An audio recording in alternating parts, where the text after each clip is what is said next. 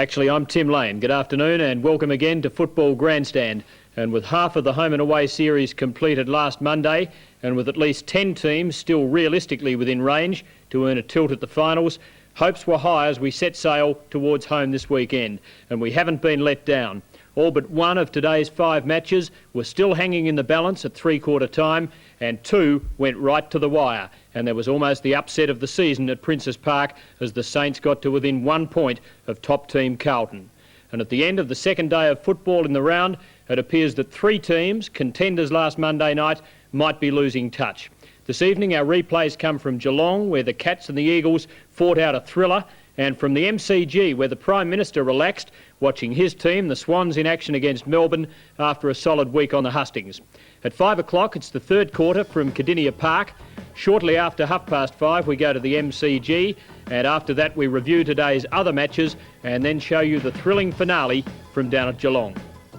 But first, back to the beginning of round 12 at the MCG last night, a most important match for the Kangaroos and the Bombers. On a damp, chilly winter's night, a crowd of 24,000 was a fillip for night football. Expectation was for North to win the match at ground level, and within 3 minutes of the start, that view was given substance. In slippery conditions, most of North's aerial work was of the ping-pong variety, but as ever, their swoopers threatened danger. Now leads in the race, gets a lovely bounce. Dodges Wallace, steadies and kicks for goal and hits the post. The Bombers, even without Roger Merritt, still have a number of destructive big men. Salmon lined up at full forward and early on looked full of threat. And a Salmon right in front, 40 out. Well, maybe Paul Salmon proving there that the big fellas will have a chance tonight. Marking overhead, Salmon's kick is good. It was almost 2 to Salmon 90 seconds later. Well, he did well to beat the but at ground level, he's not so adept. Alan Izzard is. And Izzard has kicked a goal. But the battle lines were drawn, the Bombers dominating the air. The Kangaroos more at home on the ground. And at night, that's where the ball spends more time. Late in the first quarter, North's ground skills gave them a 13-point lead. Bouncing for Phil Cracker. Goes to Spargo. 40 metres out right in front. What a goal by North. Early in the second term, it appeared a runaway might be on, as the margin switched to 21 points. Love again. But the Dons came back with goals to Izzard, who marks 25 metres out, and goals. Clark, and Madden, and the margin was back to 3 points. The Bombers were rallying and continuing to do better in the air. But the Roos always seemed to find an answer with their ground level attacks and went to half-time 8-point leaders. In a tight third quarter, only 3 goals were scored, as each sweated on the other to force the error. Peter German's second put North 14 points up. But another error at the other end well played, Harris, picked up by Bailey. Across it goes. Saw Darryl Cunningham reduce it to 7. Left foot up, puts it through. It's 3-1 However, against the decisive goal of the quarter came from a brilliant solo effort by North's Paul Spargo. Spargo steadies and kicks a magnificent long one. Well, he beat the paddock full and then converted beautifully. The last quarter was all North. Their running game started to work and they tore the Bombers apart. Peter Jonas, in his first senior game this year, got the ball rolling for the Kangaroos. Jonas, great play North. Right in front, 25 metres out, Winton. And when Essendon attacked, men of steel stood in their path. Keep going, son. Playing your 50th. Celebrate. The runners kept running. In he goes to Larkin. The deliverers kept delivering. Great pass. He kicked this. And the goals kept coming. Should nearly kick it. He's drilled it right through the middle at post height. 20 minutes in, Paul Spargo's third put the result beyond doubt. 2 crackers up there. It comes back here to Spargo. Open goal. That's it. And the Kangaroos cruised to a 6-goal victory, severely denned the Bombers' finals hopes, but hoisting themselves into the 5 and giving their supporters plenty of joy. 36-point win for North Melbourne. They're in the top 5 at the completion of round 12. Well, it's still incomplete, but they're in there and they're there to stay for at least the time being. Well, now to a roundup of today's winners. Last night, 36-point win to North, and they're joined on the winning list today by Footscray, big winners over Richmond, Collingwood, a very good win against the struggling Fitzroy, Carlton by the narrowest of margins in what was almost a huge upset, and the Saints' second one-point loss of the season. Sydney by 36 points over Melbourne, and Geelong home by a goal from West Coast. Simon Beasley among the goals with 8 at VFL Park, BT in great form, and Rod Owen of St Kilda both getting 7, Gary Ablett and Warwick Kappa 5 goals apiece.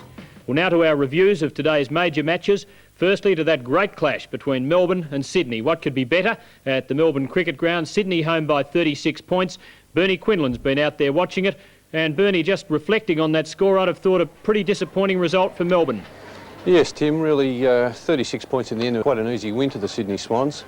But that really didn't indicate the true state of the game, because Melbourne were a pretty competitive side all day. And it was only that Sydney had the more polished players up on the forward line who could finish off the forward thrust that really did it for them. I gather a bit of a transformation in the match, a dull affair for 2 quarters, and then it really came to life. Yes, well, you didn't really need sleeping tablets in the first half, Tim, because the football was enough to put you to sleep. But after half-time, Melbourne came out and they actually hit the front by 3 points halfway through that third quarter. But that's when the Sydney Swans were really stung into action, and they came back, and it was quite a meritorious win in the end. Well, the Swans came off a couple of bad weeks with a win at Carrara last week. Do you think they're getting back to something like their best? I think they've still got plenty of worries, the Swans. I don't think Tommy Hafey would be too happy with that win. Williams is a bit of a worry in the middle. He's been tagged out of it the last few matches that I've seen, and today Robin White was able to do that very well. They've got worries in the ruck. Coleman was beaten in the centre bounces quite easily by O'Dwyer. And really they looked fairly ordinary in that first half. Warwick Kappa got 5. It would have been quite a battle, I'd imagine, between him and the ever-rugged Danny Hughes. Yes, well, even Kappa looked pretty lethargic in that first half. I think he had 2 goals up to half-time. One was a relayed one down the ground. He did finish up with 5 goals, 3 or 4, and that was probably one of the reasons that Sydney did win, because they had someone up on the forward line who can convert. One worry for the Swans was that Bolton went off in the first half with what appeared to be a dislocated shoulder. So that's a bit of a worry. They'll lose a bit of pace with Bolton out of the side. Well, the Demons have promised us a bit over the last couple of months, but now with 5 wins from 12 matches, it's all uphill from here on, and it looks as though it could be a bit beyond them. Well, I think they're struggling. They just haven't got the players up on the forward line who can convert. They had plenty of promising moves up onto the forward line, but they lose it around centre-half forward with poor disposal. A lot of handballs missed the target. And they had 2 players who kicked goals. One was Robert Flower, who kicked 2, and the other one was Gary Lyon. But apart from that, they just haven't got the players up on the forward line who can convert. We're about to go down. We're about to go down to the Swans' rooms to interview Terry Thripp, who's not a big name among that star-studded lineup. How did he perform?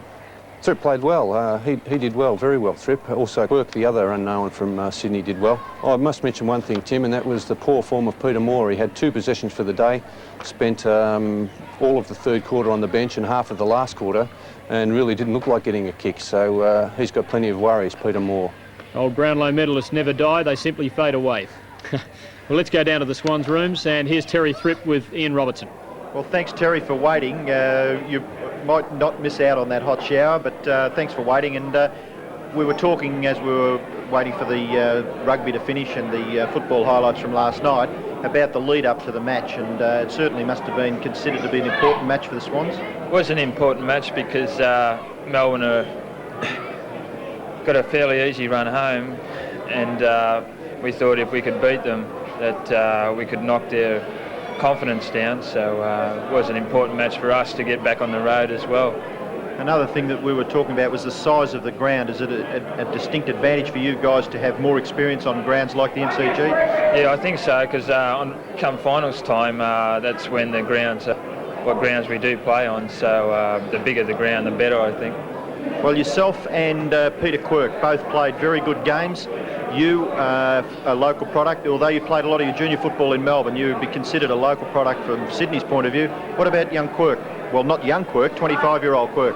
Yeah, Peter's come up from Narrandera, and he came up last year, and he's a battler, always puts in probably 120%, Peter, and he's deserved his chance this week and made the most of it when he came on, played really well.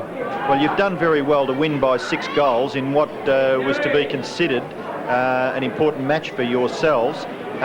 Did you feel concerned at any stage during the day? Maybe when in the third quarter, then when Melbourne kicked those 3 quick goals. We didn't hit the panic button, but we thought we had to lift our game, and there's some good tackling in that third quarter, good pressure by our fellas, and I think we just wore them down. Well, your persistence was very good, and so was yours, and congratulations, it was a tremendous game by you. Thanks very much. Thanks, Terry. Ian Robertson in the winners' rooms at the MCG, where Sydney beat Melbourne by 36 points to consolidate in third position on the table, and the Demons' finals chances now looking rather forlorn. Well, the only clash today between two teams actually in the top 5 was at Kardinia Park, a very important one for Geelong and the West Coast Eagles, and it looks as though it might have been a match between two potential finalists because there were just 6 points in it at the end, and the Cats for the 4th week in a row have come out on top for the second time in 5 or 6 days by a kick. They beat Collingwood by 5 points last week on the Monday at VFL Park, and John Nichols, if you were a former Geelong man, I'd imagine you'd be requiring a strong heart to front up and talk to me at times like this. It must have been a beauty. Yes, it was. It probably wasn't a great highly standard game, Tim, but Geelong looked like winning all day, even though they only led by 3 points at quarter time, level at half time, 3 points at three-quarter time. But the Eagles, Geelong are patchy. That's probably their problem, that with Linda, who was kicking a lot of points, Ablett, who was probably once again patchy, but they kicked 4 goals and 5 goals.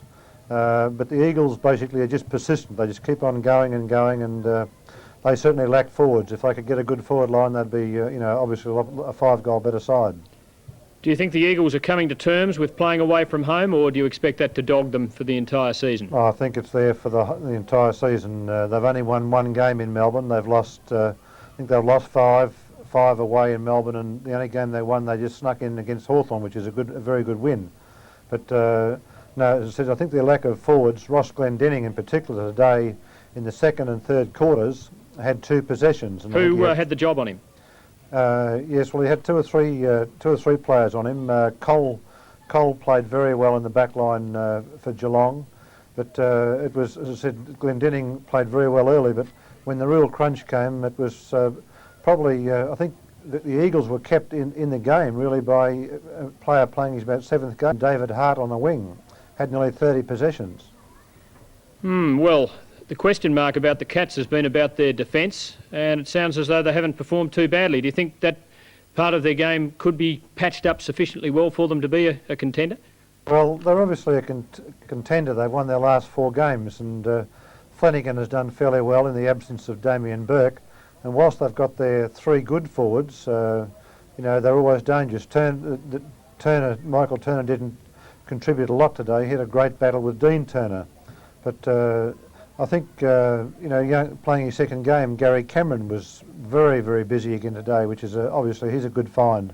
But no, I think the Cats obviously would be happy with winning 4 in a row, but I think when they strike Hawthorn and Carlton, they'll be found wanting. And the Eagles, for their part, then very respectable today, but I suppose a little way to go yet. And well, the same as last week, they battled very hard against Footscray, but then got run over. Where today, in the last 5 minutes, they were finishing on, and with a bit of luck, they may have even had a draw. But I don't sort of like their chances playing the top sides away from their home ground.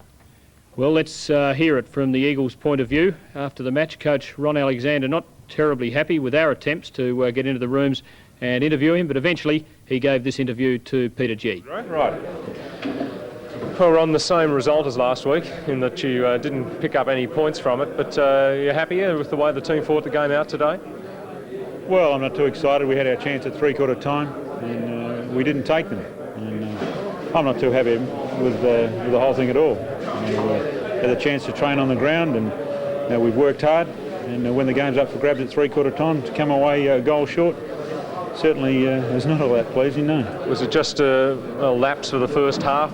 You seemed to really get hit hard then and then really have to come from behind. They showed it then, but when things were even and the work was there to be done, it wasn't. Can you put your finger on it? Well, I don't know that we were hit all that hard. We were doing as much as that as they were. I mean on the scoreboard, though. The number of fumbles that that cost us, you know, in defence, where we had the chance to, one, grab the ball and then fumbled and goal.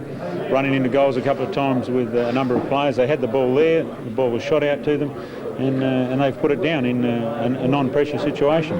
And then the ball goes back 50 metres the other way instead of a shot on goal. Those things have just cost us very dearly in a number of games, and the players just have to be working a little bit harder on their skills there. People will say that that doesn't happen to you at Subiaco, but happens in Melbourne. Is it true? I've been talking about muddy grounds and playing in Melbourne for 11 weeks now, and I really find the same conversation every week fairly boring. Now, if we want to talk about that again, that's fine. The players have been one kick away from winning the game. The Sydney Swans come down here and they get beaten by a lot more. Last week at Footscray we got beaten by 22 points. Hawthorn got beaten there by 47 points. Now, no one said, Hawthorn have trouble travelling 20 kilometres from Glenferrie. Now, I prefer to talk really about good players like Alex Oshenko. Alex played very, very well today. He took 6 marks in the first quarter, kicked a goal and took a number of marks deep in defence. Now, David Hart played very, very well. I mean, they're the things that I find, interesting to talk about. Were you happy to see the performance from Andrew Lockyer giving you something up forward? Well, Andrew certainly in the last part of the game did very well. There was patches during the game where he was too quiet, but I think Andrew will come up to the mark there. That last 15 minutes he really showed a bit. When you look at the leading goal kicker tally, the top 20, there's not an eagle in there. He showed a bit today. You need some support though. Is Bennett far away from coming back? Darren Bennett's about 6 weeks away from coming back, and Andrew Lockyer is going to be called on to do the job. And I can't see any reason why he shouldn't, because he's quick, Andrew, he's a good kick, he's fairly aggressive, and when Andrew attacks the ball, he's a very good player. Well, people are going to say now you've got 3 out of the next 4 at home and that you're going to win all 4 of them. Well, we will, because we can't play in Victoria and we can in Perth. Well, he said it, and their form certainly bears it out, whether he likes it or not. They've won 1 out of 6 in Melbourne, they've lost 1 out of 6 in Perth. I think that form, as Peter G suggested, speaks pretty much for itself, and it might be a boring topic to Ron Alexander, but I think he's going to hear a lot more about it between now and the end of the season, and perhaps beyond. Well, now to our first replay, and it comes from that match at Kardinia Park, which couldn't have been any closer at half-time. As our friend, the late Dick Mason, used to say, 1 more goal each and they'll be level. It was 5 goals, 7 apiece, and we joined it at that point, first bounce, second half. Peter G in commentary with Jeff Leake and John Nichols. Coming in from the left against Darren Flanagan on the right, and Oschenko wins it. Lindner has started on the wing, runs through with the ball, caught well, fine tackle. Well, looked all right to me. Advantage has been paid. Up it goes towards Turner. That's been paid as well. So if Geelong had something to complain about the umpiring in the first half, they would be pretty happy about that. Certainly looked like he had it for long enough. But the free kick perhaps a little doubtful to Lindner. Let's see if Turner can cap off, whereas Lindner wasn't in the first half. Dead through the middle from Michael Turner, so a goal in the first 45 seconds to the Cats. Michael Turner brings up his first. Yes, Ablett still lining up at full forward against Zanotti. And Turner playing on Dean Turner, lining up around the centre forward position with Lindner coming out to the wing. Interesting move to start with. He may go back there later on, possibly, watching Turner there. But a valuable goal to start the third quarter. And Lindner, Ablett and Turner have booted 6 goals of Geelong's 6. So there you go, the forward line really on target today. Free kick going to John Nia. Hasn't been conspicuous today, normally gets a lot of kicks in the action all the while, but not in this match. O'Connor's done well for the Eagles, their best possession gatherer. And in possession again, and the ball will be bounced on the 50-metre semicircle. The Eagles forward line. Geelong 43 to 37. Turner just kicked Geelong into the lead. Here's Hughes. Good handball down to Lindner, who's on the wing at this stage. Move from full forward. Good play, Cole. Had a good run in and looped it across to Troy. Now it's Couch. He's caught by Miles. Oschenko. Quick off to Renstead. And the long kick this time to Holmes. Almost a one-hander to Holmes, not good enough. Troy puts his body in. Glenn Innings pinned Troy. Umpire the ball. Played 2.5 minutes. Geelong lead by 6 points. Glendenning against Flanagan. Flanagan too tall. 2 in a row have gone straight down the chest of Buse, but he's given it to Malaxos. His pass, a good one to Lamb. And Dwayne Lamb from 40 metres out, just a slight angle, can make the scores level again at Kardinia Park. Barry Coble there on the bench for the West Coast Eagles.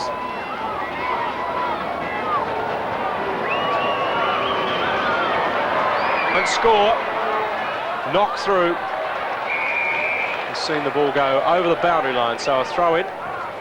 A tentative kick by Dwayne Lamb, almost like a backman. He didn't appear to kick right through the ball, and I'm sure normally he can kick that distance. No, he didn't either, John. Let's see what Flanagan can do in the ruck against Glendenning. But Schultz, beautifully up the rover Buse. He was using a lot of handball this afternoon. Oh, good play here by Barrett. Threaded it through. Oh, he came from nowhere. Had a fraction of a second to make up his mind. It was a wobbly kick. It's his first goal, but an important one. And again, the score's level. This is the 4th time. There's a miraculous goal from the right forward pocket. A metre inside, 30 metres out, a wobbly punt, threaded the needle. Cole could have really met him there, front on, but just put the arm out, allowed him the free passage.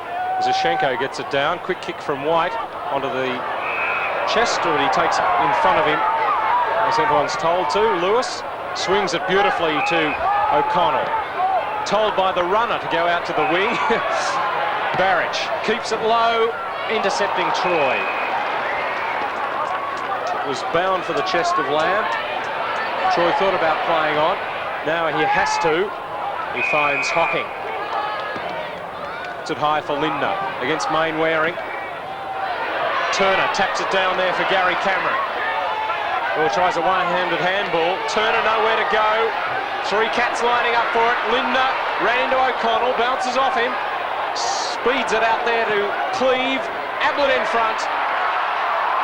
Zanotti trips him, says the umpire. And he doesn't like it, Mark Zanotti. And a lecture. Yes, for all the Eagles concerned up there. Miles really had a go at the umpire, who I think gave as good as he got. 10th possession for Gary Ablett, and this for his 3rd goal. 20 metres out directly in front.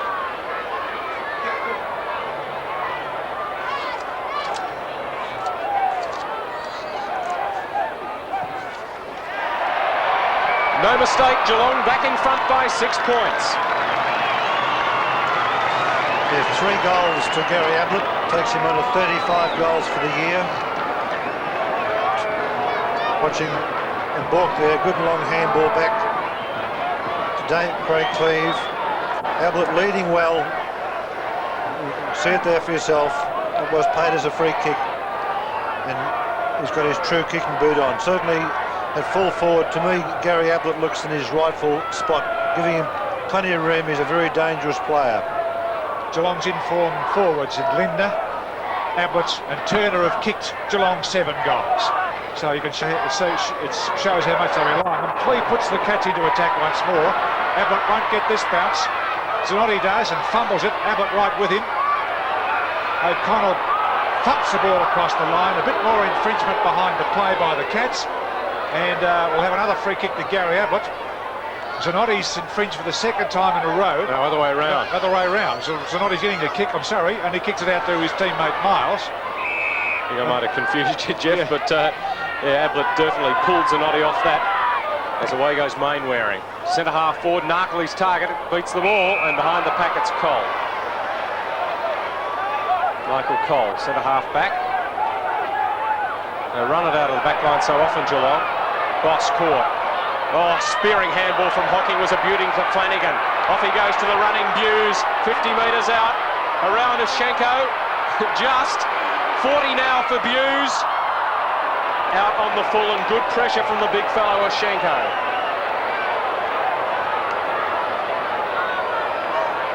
Geelong leading by goal. The Eagles kick the ball back into play. Lewis for the Eagles gets a muffled, smothered hand pass away, and the ball out of play again. There's been a lot of throw-ins today. And the game really hasn't hit the high spots at this moment. Geelong 49, Eagles 43. Schenko against Cleve. Here's Buse. Over the top he goes to Lindner. Comes loose to Lewis. Tried to get his kick away. White dived in there for the Cats. Oh, handball intercepted by Anir.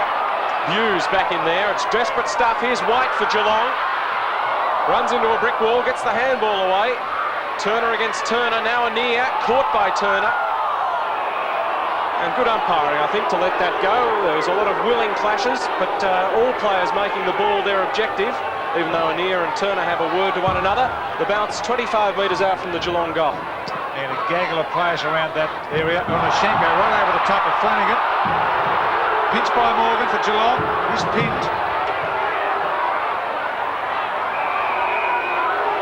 Out of play. There's pressure football at this stage. Both sides in a close game don't want to give any leeway to the other side. White up high. The bounce to Ablett. Taps it back, hoping Turner was there, but it's all Eagles. Oh, interception, but it came off to Turner. Dean Turner clears it for the West Coast Eagles. Barrett couldn't gather. Another throw in. About 65 metres out from the Geelong goal. They trail by lead by 6 points. We've played 9 minutes in this third term. A lot of pressure, a lot of tackling and smothering in this last minute or two in the back. Matera's bounding off with the football, but we'll go back to the big ruckman from whence it started. It's his free kick at half-back. Oh, too long for Renstead. Let's couch him. He's a great producer, this fellow across to Turner. Bounce doesn't favour him. Eagles Turner gets it and tackles the Cats Turner. Lost. Here's Morgan. Strong push and tackle there by Lewis for the Eagles. And forced the Cats to put it over the line. As Chris Lewis is picking up Darren Morgan in the back line, and he's done quite well so far. He hasn't given him much leeway. And the Geelong fans venting their spleen on umpire Saws, as did Turner. Throw! The crowd saw it, but on the blind side was umpire Saws. And they can make some noise when they want to, the Geelong fans, especially at the man in white. The bounce is 50 metres out from the Geelong goal. Cleve against Schenko. Anir. Throw in centre wing. The umpires will get another burst. Umpire Sheen will be in charge this time. Umpire Saws headed towards the middle, a little further away from it. Flanagan against Schenko. Holmes, good roving, out to Malaxos. Renstead talks to him, tells him to go in the Hart direction. Spoilt by Cole. Troy for Geelong, out for Michael Cole. Now the race. Hart 36, Cole 37. Oh, out on the full from the 50 gamer. No, just bounced inside. Amazing situation, although the Cats are leading 49 to 43. It looks as though they're more aggressive and more aggro. The Eagles are snapping away at their heels. Or pecking. Or pecking away. They're doing the things that they should do. Matera, handball. Don Holmes, lucky for him, couldn't get there. Little tap on the Matera again. It's the centre of the field at the moment. Renstead. Markle, no chance there. Buse, good play by Buse. Taken by Cole. Clearing kick out towards Gary Cameron. Thank you, says Christensen. Up to the forward line to Lindner, putting in position well. Oh, he had it, lost it, worry out of it by O'Connell. O'Connell wins possession. Lindner pursues him. The ball out of play. Geelong's half forward line, and they lead by a goal. Lindner was thinking about swinging away from O'Connell before he had the ball. As Cleve wins the tap, down to Dean Turner. Barrich, got an awkward bounce, but attacked it well. Hocking. Squaring kick. Couch. 50 metres out from goal. Good judgment. Back on the line. The goal line is Ablett. Goes in short to Turner. No, it's Morgan. Ball play on. Must have been Cleve, perhaps got a hand in there before teammate Morgan got it. Lewis was in there as well. Oh yes, it was Chris Lewis. And then they raffled it to the bounce just 10 metres out from the Geelong goal. Good tap from Mashenko. Malaxos, Renstead under it with Lindner. Brave mark. Going with the flight of the ball, Bruce Lindner, 7th mark for the afternoon. He's kicked 3 goals, 3, and that was a very brave effort. Can he cap it off and put Geelong 2 goals in front? They got a goal in 45 seconds to go. A goal up. Here we are, 13 minutes in. And he's missed again, Bruce Lindner. 3 goals, 4 for the afternoon. Yes, faded away. He's playing out on the half-forward line at the moment. He's missed 2 or 3 of those easy ones, which you can't afford to do if you are recognised as a goal shooter. Ruckman Flanagan marks in front of Miles and then kicks it straight towards Dean Turner. Little wrestle on here. Good attempt by Gary Cameron, and he's goal! That's what the Cats needed, to get a break away from the Eagles, because they've been chipping at their heels or pecking at their necks all day. 2 quick goals in this third quarter in 13 minutes. It's given them a 56-43 lead. And Gary Cameron again starring in his second game. It's his 16th possession.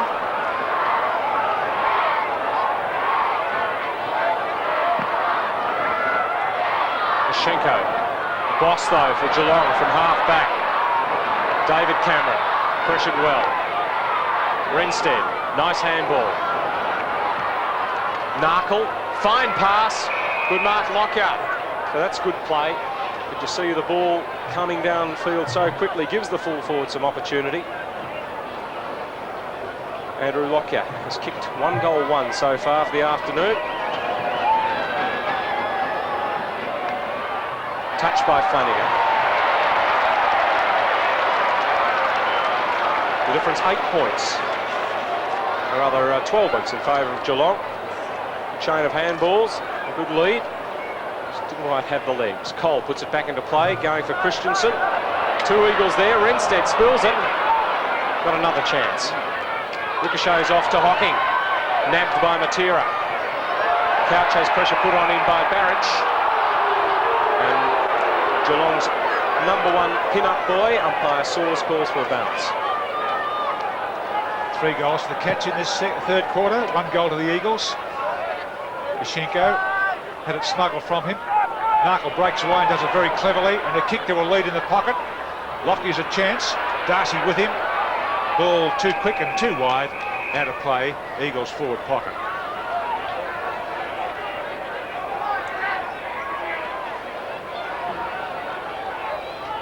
Scott about to come on for the Eagles.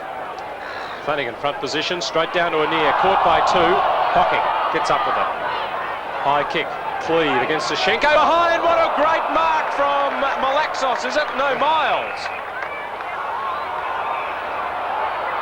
Beauty from Miles, up behind the 2 big men. Mark of the day. Not a bad effort with the boot either. Fist from Flanagan.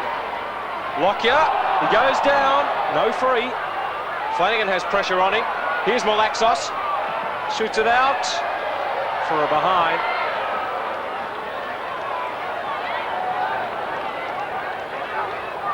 Hart snap it was. So 11 points the lead for Geelong.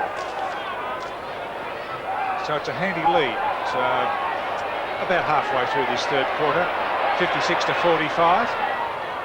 A little chip out, Darcy to Cole. Good understanding these two, and Cole darts down the field, kicks it towards the wing. Morgan couldn't get it. Available ball. Cleave. Waring and Lindner. Lindner gets a good handball to Exo. No, Turner rather. Can he kick it? He's a bit far out. It's an angled shot. Another poster. That's about the 4th for the game. Unbelievable. There's brilliant cooperation between Lindner and Turner, and a long left foot snap deserved more. Hart sets off on half-back. His team trail by 12 points. Chips for Lamb. Just catches it inside. Flanagan on the mark. Play on now. Lamb goes out of bounds, but the ball didn't. High kick from Lamb, from Hart, who ran down nicely. Sets Narkle away on half forward. Cole bearing down on him. Gives him the shove. In the back, says the umpire. And having a guess who the umpire is. Umpire Saws. That's a sore spot with the Geelong supporters. It could have easily been paid as a penalty down the field too, because he was pushed basically as he was kicking it. Through Narkle. 25 metres, acute angle.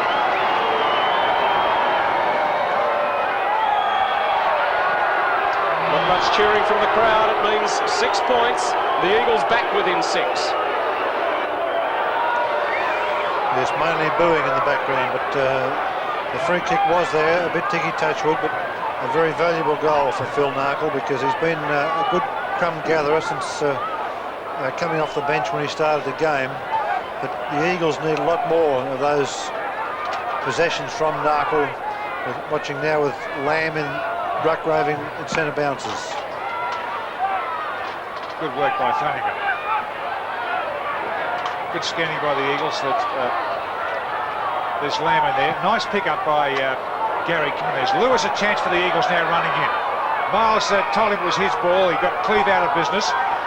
Lewis kicked to the centre. It's a nonchalant kick. He didn't give it much thought at all. Maybe that's lack of experience. It's Hocking for Turner.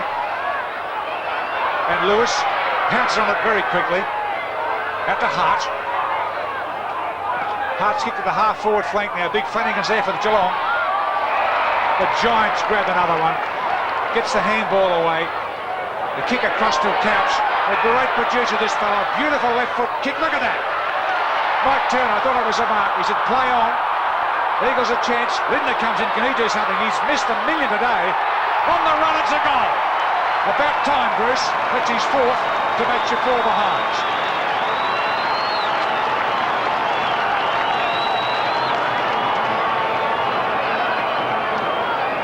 Watching Lindner burst through there, 40 metres out.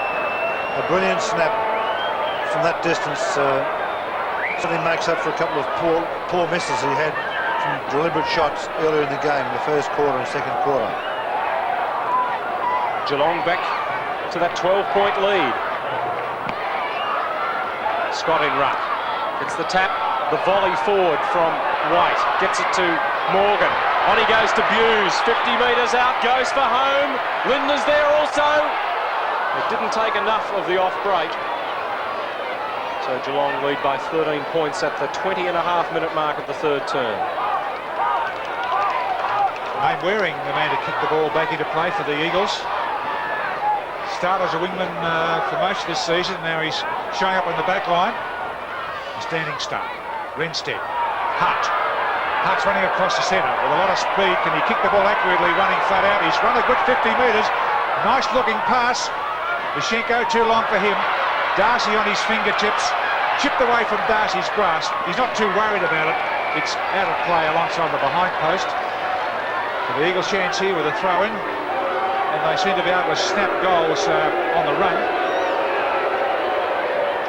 They're trailing by 13 points. John Devine from on high. As the tap's won by Lushenko. Good work from Darcy. Cole, ever running to get Geelong mobile from the back line. Draws the man. Beautiful pass to White. On he goes to Hocking. Fine handball. The Cats are away. Couch up high. Lindner coming in. He's at full forward now. Hands to it. Wayne Waring though on the ground. Malaxos got the best bounce of 3. Lewis. Good end-to-end football. Up to Glendenning he goes. Good pressure on him from Darcy. Cole. Troy. Movement is from Ablett. Front position on Zanotti. Kick too long. Good mark taken, Mark Zanotti. On half back, repels this Geelong attack. They lead by 13 points, the Cats, who played 22 minutes. Very athletic effort by Zanotti, and he gets the ball up in there. Flanagan a chance again. Wild down his arms that time and just nonchalantly gets it off to Schultz. Schultz kicked away, but in a bad position to mark. O'Connell came in and saved the back and forth and then puts a high tackle on Turner. Rovers need it. Pinched by Lewis, running back to the half-back line. Well played, good balance by Lewis. Stumbles the kick out to the wing to Holmes. Coming through is David Cameron. He's caught, gets rid of it quickly. Here's Narkle on the back line. A little chip down to Hart. Hart on the wing. Ducks around Boss. Loses it and gets it. A nice chip onto Holmes. And Holmes long paddle quickly to the half forward at Scott. Into the Lamb at centre half forward. Bats it out the back. They've lost it at this stage. They're in all sorts of trouble. Perhaps Renstead can kick it. A wild kick into the pocket. Glendinning couldn't make up that extra metre. Back line. Yes, they're under pressure, the Eagles, but certainly they're fighting it out well, and they just can't quite reduce that 13-point deficit which Geelong are holding at the moment. John O'Neill spent plenty of the day on the bench there under the rug. The shadows of the stand. Ashenko, nice backhander. Malaxos under pressure. Plenty of cats there. One of them Hughes. Feeds it out for Troy. Renstead didn't ask for any quarter, but Troy kept going beautifully on the couch. Up high to half forward. Linda going back. There's no one back there in the Geelong colours. But Linda's got it. Peels for the free and will get this one. Umpire Sheehan on the spot. Bruce Linda, 55 metres out from goal. Ablett's led too early. Turner's back there now. Linda's going to stop. Allow Ablett to get back. Drives long Bruce Linda for a behind. 4 goals, 5 for Bruce Linda this afternoon. 24 minutes gone. The difference 14 points in favour of the Cats. If Linda had been on his target of the day, the game would have been all parcelled up by now, as it would have gone last week, but his inaccuracy is a worry at the moment. The Cats into attack again. The handball, Linda on the snap. Another miss. He makes you wonder if you should give it to Bruce Linda, but you just can't convert. I think while he's getting the ball as often as he is, they're quite happy to see him have it. The numbers game should work out, shouldn't it, eventually. Renstead off, Anir on. Dean Turner puts it back into play. Hughes almost came down with it. Here's Scott on for Geelong. He likes kicking a goal, but it's too far out. All West Coast Eagles. O'Connell saw Hart on his own on the wing. Other 36 gets back, not in time though, David Cameron. Going past Holmes. The handball is a Geelong General Hospital one, and they'll be about centre wing.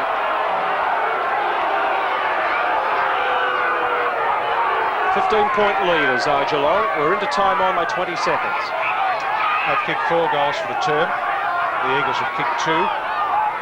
Brought up on the outer wing. Pretty good crowd at Kardinia Park to see this match. Hughes beautifully from Flanagan. He races off the mark, scurries down the half forward flank. Linda's lost his balance. Ablett tried to trap it. Half volley. Picked up by his opponent. That's Ablett's opponent, Zanotti. 30-metre handball down the flank there. Scott. Oops.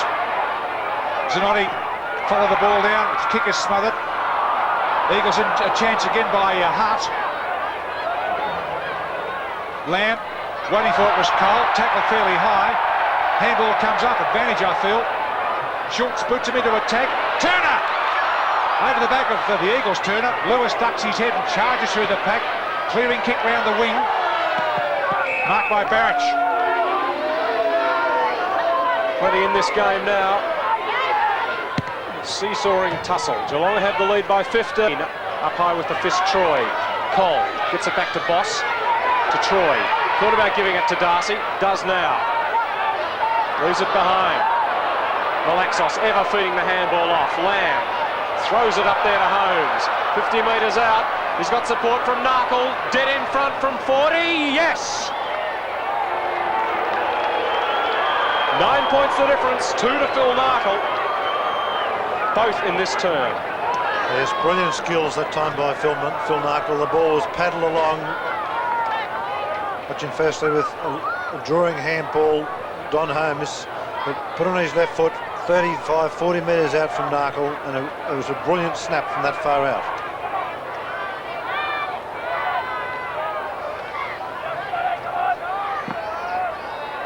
points.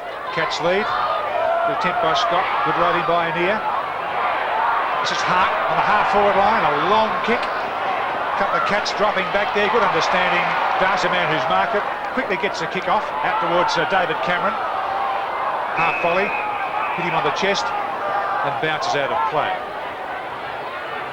27 minutes in this third term. The Cats are leading by 9 points. 4 is Glendenning against Flanagan. Holmes, nowhere to go. Caught by Hocking and Flanagan. Desperation there from Cameron, and he's got the free kick. Throwing himself in, getting the benefit of it, Gary Cameron. Half-back flank. And for Cleve. Not a good kick though. The other number 12 will get it in Scott. Interchange player for the West Coast Eagles. High left footer. Oh, Ishenko almost flicks it on cleverly. Matera put this one down, yes! 3 for Wally Matera from 3 shots at goal. And the difference is 3 points. We've played 28.5 minutes, third quarter.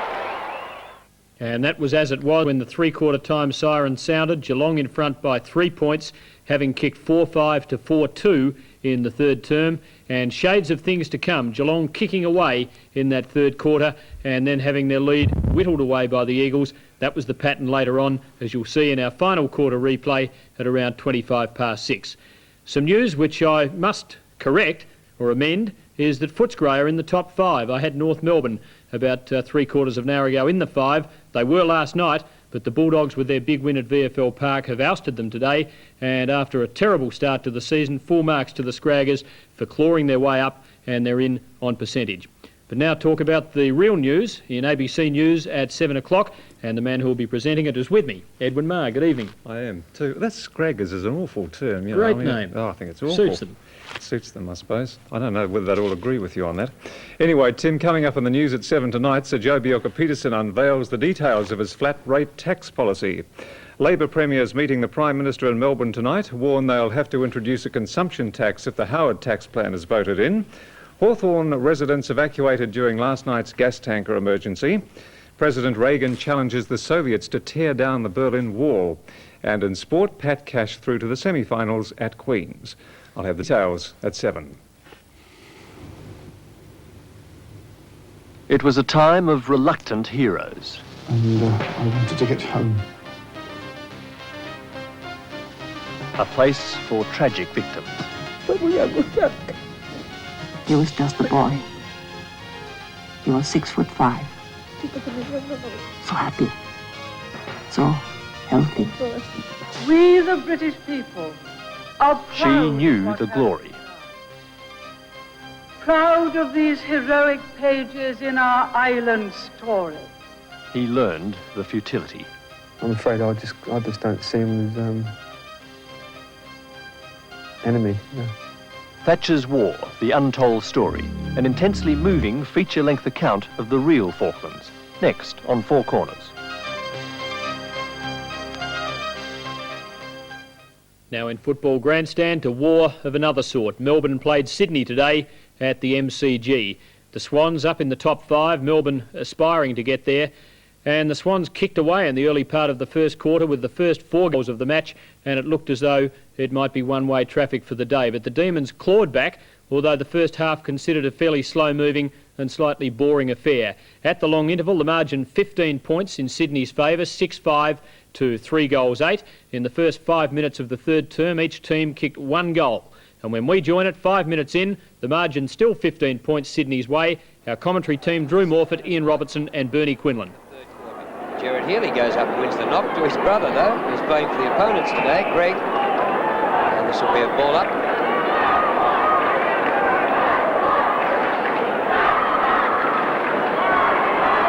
Tom Hafey there with Ron Thomas. Tom on the phone, Ron on the cup. Mitchell. Have the ball and will take the free kick. And Barry Mitchell to half-time, the leading possession winner on the ground with 10 kicks and 6 kicks, 10 hand passes. Plays on and kicks the ball towards centre-half forward, looking for Kappa. At the back he can't mark. The Demons are under pressure. Williams, quick kick at goal with the left foot. into the pocket. Mark should be taken by Melbourne. It's not. They interfered with each other. Stretch comes away with composure, kicks it long towards the wing, looking for the high flyer. White can't mark. Wilson there. Spalding it was the high flyer. Wilson's hand pass out wide finds Yates. It's a beauty.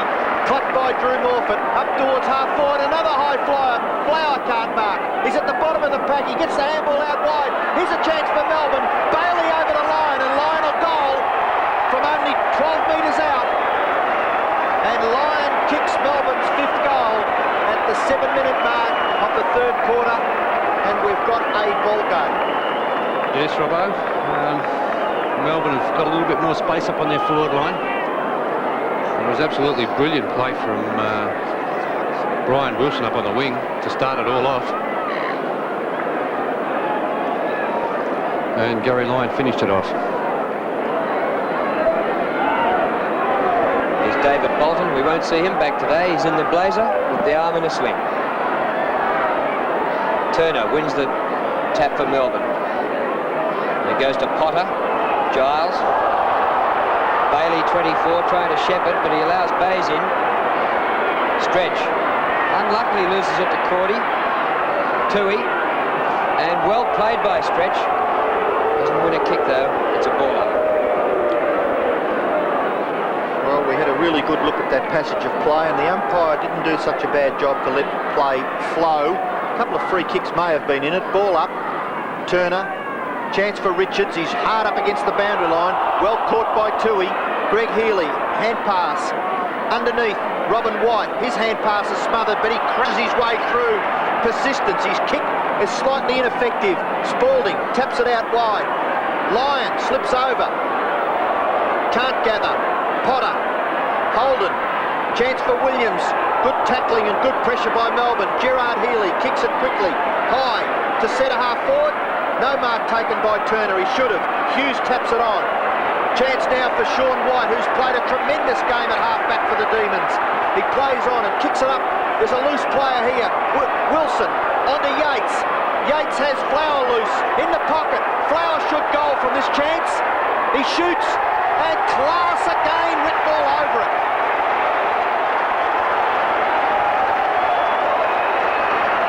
And one wonders how Robert Flower could have 50 metres space on that forward line. A class player as he is. Where was his defender? There he was. That was Dennis Carroll who had to leave Robert Flower. And of course you can't give Robert Flower that much room without paying a penalty. And Robbie ran 50 metres back to the centre of the ground to pat Yates on the back. Well played. Kick around the corner. It's the first Melbourne goal taken from a mark for the game. That's an interesting stat. 3 points the difference now. Brian Wilson's been in a lot of their setups. It comes to Yates, who's been in plenty. A lot of distance, but way offline. Just inside the line.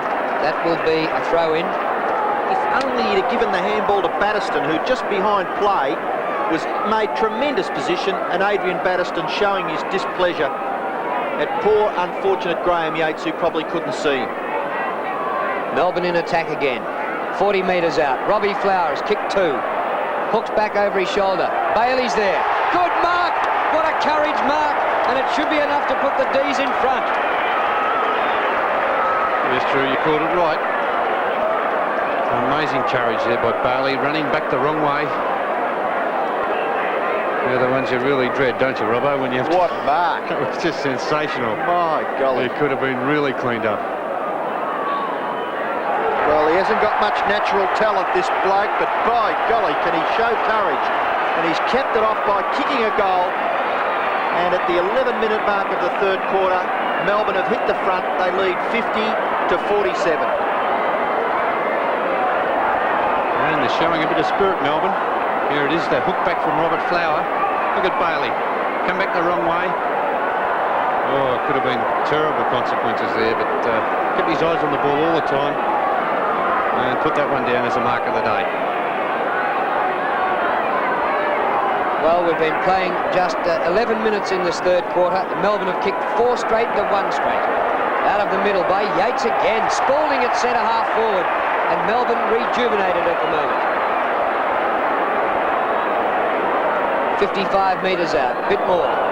way off the side. No chance for Lyon, but he slipped to the ground. Ball knocked away by Browning from Wilson. The crowd yelling out for a free kick for out of bounds deliberately, but it'll be a throw-in. Gee, Lyon must have been licking his chops. If only he could keep his feet, he may have been able to get to that. Just inside the 50-metre line, we've got a throw-in. Neagle, does it well move, Neagle, to get clear.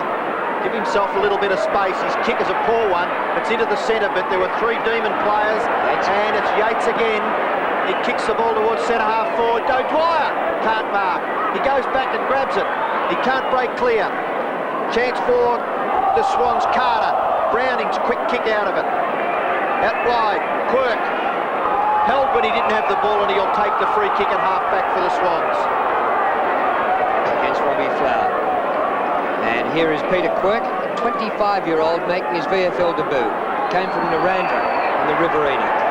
Free kick centre wing to Melbourne, and it'll go to Steve Turner. Former West Australian, pops it over short, and it's a good pass taken by Adrian Bannister. Giles gives him a lead in short, but he goes longer, centering to centre-half forward. Lyon, one hand not enough, comes down to Thribb, gets it away to Greg Williams. Under pressure all the time today, Williams. Tui on the wing, he's under pressure as well. Bayes drops it but recovers. Left footer round the boundary line to half forward. Kappa pulled off his hand pass and stretched with great balance, and a mighty kick.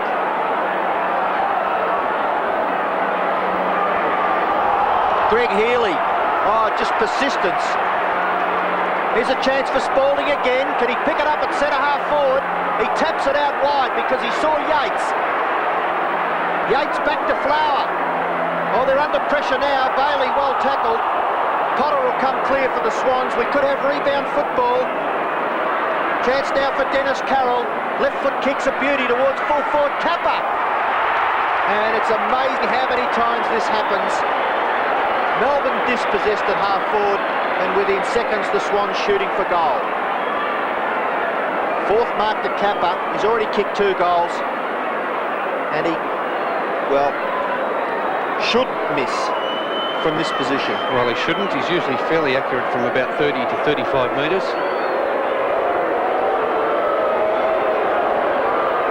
Beautiful kick by Kappa, straight through the centre, and the Swans regain the lead.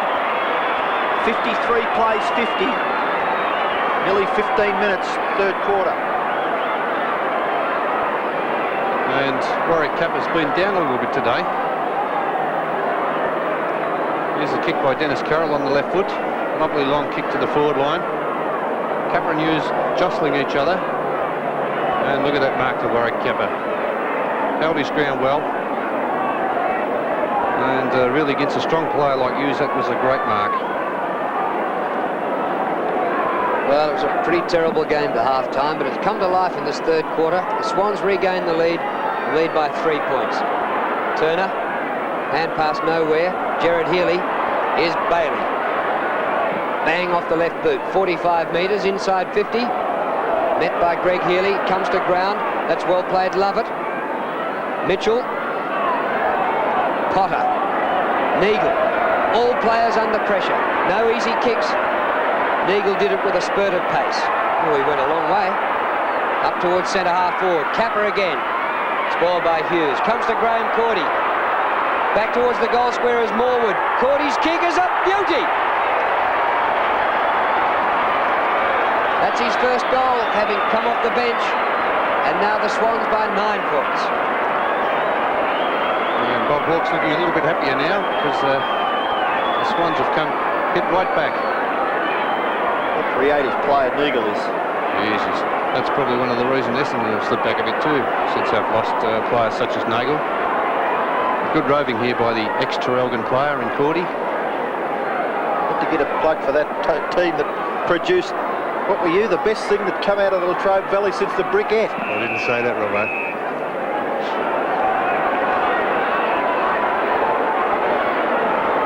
Free kick in the middle to Turner.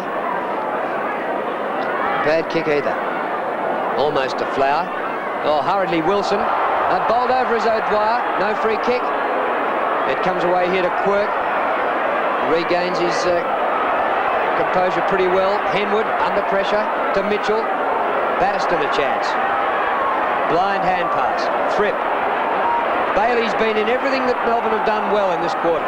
Back to White. Great kick. Lyon on his own at half-forward flank. Too far out to score. Well, they've had some tremendous contributors, the Demons. Lyon goes for the big torp, it doesn't work and falls in short, where Browning with experience was at the front of the pack, and Mark Browning, it's a poor kick. Stretch over the top, can't mark. Good crumb gathering by Potter. Feeds it into the captain, Dennis Carroll. And does he kick the ball well? Again, long one to centre half forward. Play on, Bayes on the end of the hand pass. Bayes shoots for goal. No, he doesn't. He short passes to Kappa, and Kappa's in the square. Don't give it away, Warwick, because you're only 5 metres out. I didn't quite pick up who gave that hand pass out, but it was a beauty. It might have been Tui to Bayes. And Kappa has the chance to kick his 4th goal. He's 2nd for the quarter. And he puts it through, and the Swans are 9 points in front. 15 points in front. 10-5 plays 7-8. Well, they lost the lead for about a minute, but they've kicked 3 goals in about 4 minutes. Yeah, it's just when it looked like Melbourne were going to take control, the Swans have really hit back. And good unselfish play by Bayes too to pop that one over the top. And Melbourne have Greg Healy, last year's best and fairest off the ground. There he is. Treatment for the hamstring, replaced by Newport. Also, we haven't seen Peter Moore on this in the second half. 18 and a half minutes gone in the 3rd quarter. Big thump by O'Dwyer to centre half forward already. Oh, well played. Lyon gets it out to Batterston. Snap for goal is good. Within about 10 seconds of the centre belts. Well, Barras has always been a big rap for this guy, saying that he was a tremendous goer for the Demons, and if he can lift just a little bit, I'm sure he can get the ball 15 times in the next quarter and a bit, and he's a good little rover. Yes, he is, and that was a beautiful kick for goal.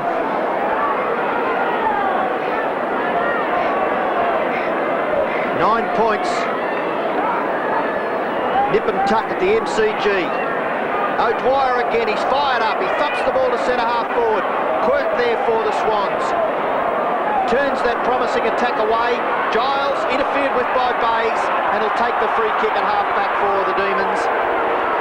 Little tingy touch, what do you think? Or? No, I was just saying that I heard he had an injection at half time, so he's doing extremely well to be out there. Well, Coop was on the end of the hand pass, and he tried to balk and turn and avoid Bayes, but he was caught by Bayes. And the Swans player will take the free kick. It's his 9th kick for the match. And he's such a good kick of the ball. They're right into attack now, the Swans. A punch away from the Demon defence. Chance for stretch. He does it well. A quick kick out of defence. Up towards the wing, Coleman. Strides away. Coop does the tackling. Coleman's kick around the corner. Gathered well by Potter. Intercepted by O'Dwyer. The ball at centre half forward. Robin White overruns it. Now a chance for the rampaging Bull. Can he gain his ground? He's fumbling badly. Keeps the ball in. Could nearly have been penalised, but the umpire decides on a bounce 40 metres out from the Swan goal, and still Greg Healy under treatment. Bailey taps out cleverly. Batterston, who kicked the last goal. It's been an amazing quarter. Melbourne have kicked 5 straight to the Swans 4 goals straight. Close to the boundary line. Mitchell gets it back to Graham Cordy, centre wing. 45-metre kick. O'Dwyer in front, hands to it, no mark. Potter. Gerard Healy gets it out. Bit too quick for a teammate. Batterston having a purple patch. Potter again bowled over. Umpire says, give it to me, I'll ball it up, as all the Melbourne players are saying. He's holding the ball, sir. Not so, says umpire Carey. Well, what a sad loss that is for the Demon supporters to watch their number 1 rover on the interchange bench. Chance for Richards. Well, he's well smothered by Tui. Tui perhaps a little disappointed, but the umpire, not a lot he could do there. and he'll bounce the ball again. It's only 25 or 30 metres out from the Swans' goal. Now Melbourne will come clear through Robin White. His kick towards the wing has been marked by Carter. Well down from defence, Rod Carter to put the Swans into attack. Short pass finds Graham Cordy. Still too far out to score. He looks in short, centre half forward. Kappa punched away. Stretch, who's played a tremendous game at half back for the Demons. He's kicked towards the wing, no mark taken. Play on. Oh, it was not a mark, and Quirk's been paid it. 15-metre penalty against the Melbourne player. Newport and Quirk will put the Swans into attack. With not a bad kick. Comes to the front. Richards. Coop. Yates. Oh, but a good spoil by Fripp. The ball out of play within 50 metres of goal. Swans in attack, and the Prime Minister likes it. Like his overcoat. Smoking cigars. O'Dwyer. Chance for Batterston. White fumbles. Crucial in modern day football not to fumble. And the ball still at half forward for the Swans.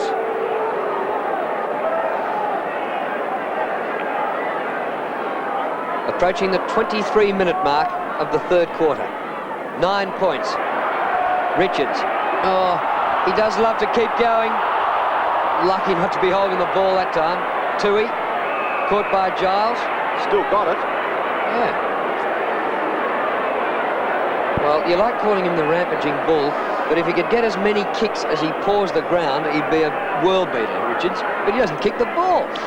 Gets a bit excited, sees a bit of open space and runs for it. Up over the top, Bays. Williams on the end of it, can't break clear. O'Dwyer, the Melbourne tackler. Geez, they've blanketed Williams very well today. Bounce at centre half forward for the Swans. Crucial that the Demons stay in it. Tui's quick kick over the line for a free kick to the Demons at half back. And maybe Melbourne can do something with this. The ball goes back to Danny Hughes, the big full-back. Tries the torpedo, gets onto it too. Kicks it close to the wing. No one there. No one can judge it either. A kick off the ground by Batterston. Here's a chance for Quirk, who kept his feet. The others fell over. And Quirk runs on. Coleman at half forward. Sends a long one in. It looks a goal. It is. What a beautiful kick by Coleman. The Swans have kicked their 11th goal, and they lead again by 15 points, approaching time on in the third quarter. Oh, beautiful kick by Goma, as he used to be called at Fitzroy. Good play there by, who was that? Robbo? Quirk, the new player. Out to Coleman. He's always a bit of a risky conveyance, Glenn Coleman, when he was kicking. You couldn't rely on him kick any from 10 metres out, but that was a magnificent kick. So they've kicked 5 goals straight each in this third quarter, and the margin 15 points as it was at quarter time and half time. It goes to Tony Morwood, and Kappa goes out wide for the lead. Crash down to the ground he goes. Gerard Healy keeps his feet. Just inside 50, near the boundary line. Great play, Healy. Into Kappa, 40 metres out. What a bad kick. Just missed. 4 goals, 3 to Warwick Kappa. He's lifted this half, Kappa. He looked pretty lethargic in that first half. Kick into half back. Awkward bounce for Giles. Bays first back to it. Kicks with the left foot around the corner to centre half forward. High flyers. No one there for the Swans. Rich, perhaps you should kick it. Now this time he feeds the handball out wide to Sean White. He's got plenty of time to steady. Kicks it well too, up towards half forward. Between wing and centre half forward. Can the Demons keep it in? A tap on. Chance for Neagle. Now Browning. Long hand pass. Bays in the van. At centre half forward. A long one by Bays towards the goal square. Kappa can't mark at the back. Goes through for a behind. And the Swans lead by 17 points at the 26-minute mark. Well, there have been 10 goals straight for the quarter, but the Swans have spoiled that with 2 behinds in the last 40 seconds. Kick in.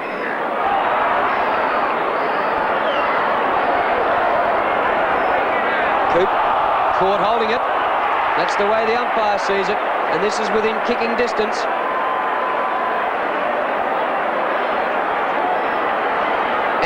it is going to be Rod Carter kicking for goal. Now, Rod Carter brought the house down in Sydney last year when he kicked his first ever goal in league football. And Noddy, who has got a lot of nicknames, is coming up for his second goal in league football in a career which has gone 234 games. Come on, do it for us. No, he couldn't. He hooked it badly behind. I think he probably knew it too. He's satisfied now. He's got his 1-0 drill. He's not worried about it now. Poor kick. Centre-half forward for the Swans. Mitchell it was who dropped an awkward flighted delivery from Danny Hughes, and we've got a bounce at centre-half forward. We're close to three-quarter time. The Swans lead by 3 goals. It's in the clear. Good punch away by Sean White. Chance for Graham Cordy. Under pressure, Mitchell. Out wide. Great kick by Thripp. It's just off one, I feel. No, it's through. Through for a goal. Well, from where we were sitting... Did we have a good look at that or not? We were right behind it, and it looked to behind. Did to me. Yes, well, we're right behind this kick from our commentary position. So's the camera. It's beautiful. And the camera's right behind it. And if that didn't go to the left of the goalpost...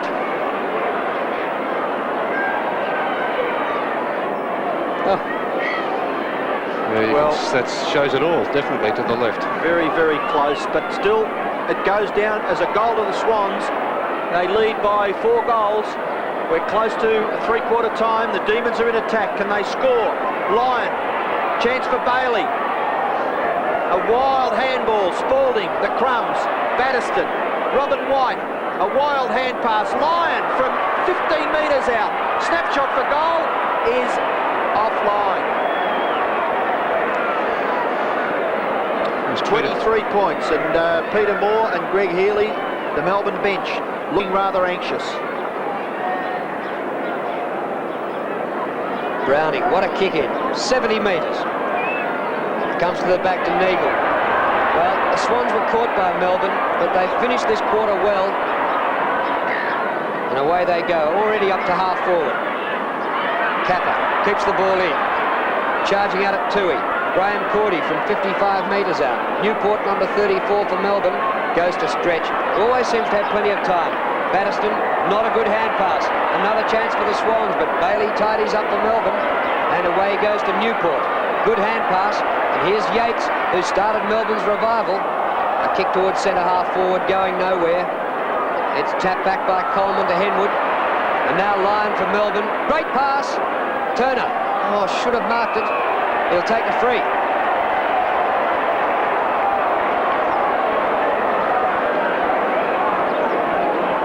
And there's Peter Quirk. At 25 years of age, he's obviously played a lot of football, but this is his debut in the VFL.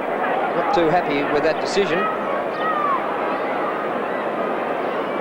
How do you fancy Turner's chances? Oh, I don't like him a lot. He won't miss from there.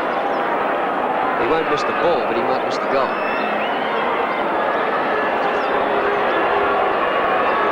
Four kicks this quarter, 3 of them from free kicks, and he has steered it right through to give Melbourne still a chance. 6 goals each in the third quarter, the Demons surrendering the ground they made early in the term to still trail by 17 points. Final quarter action in a moment.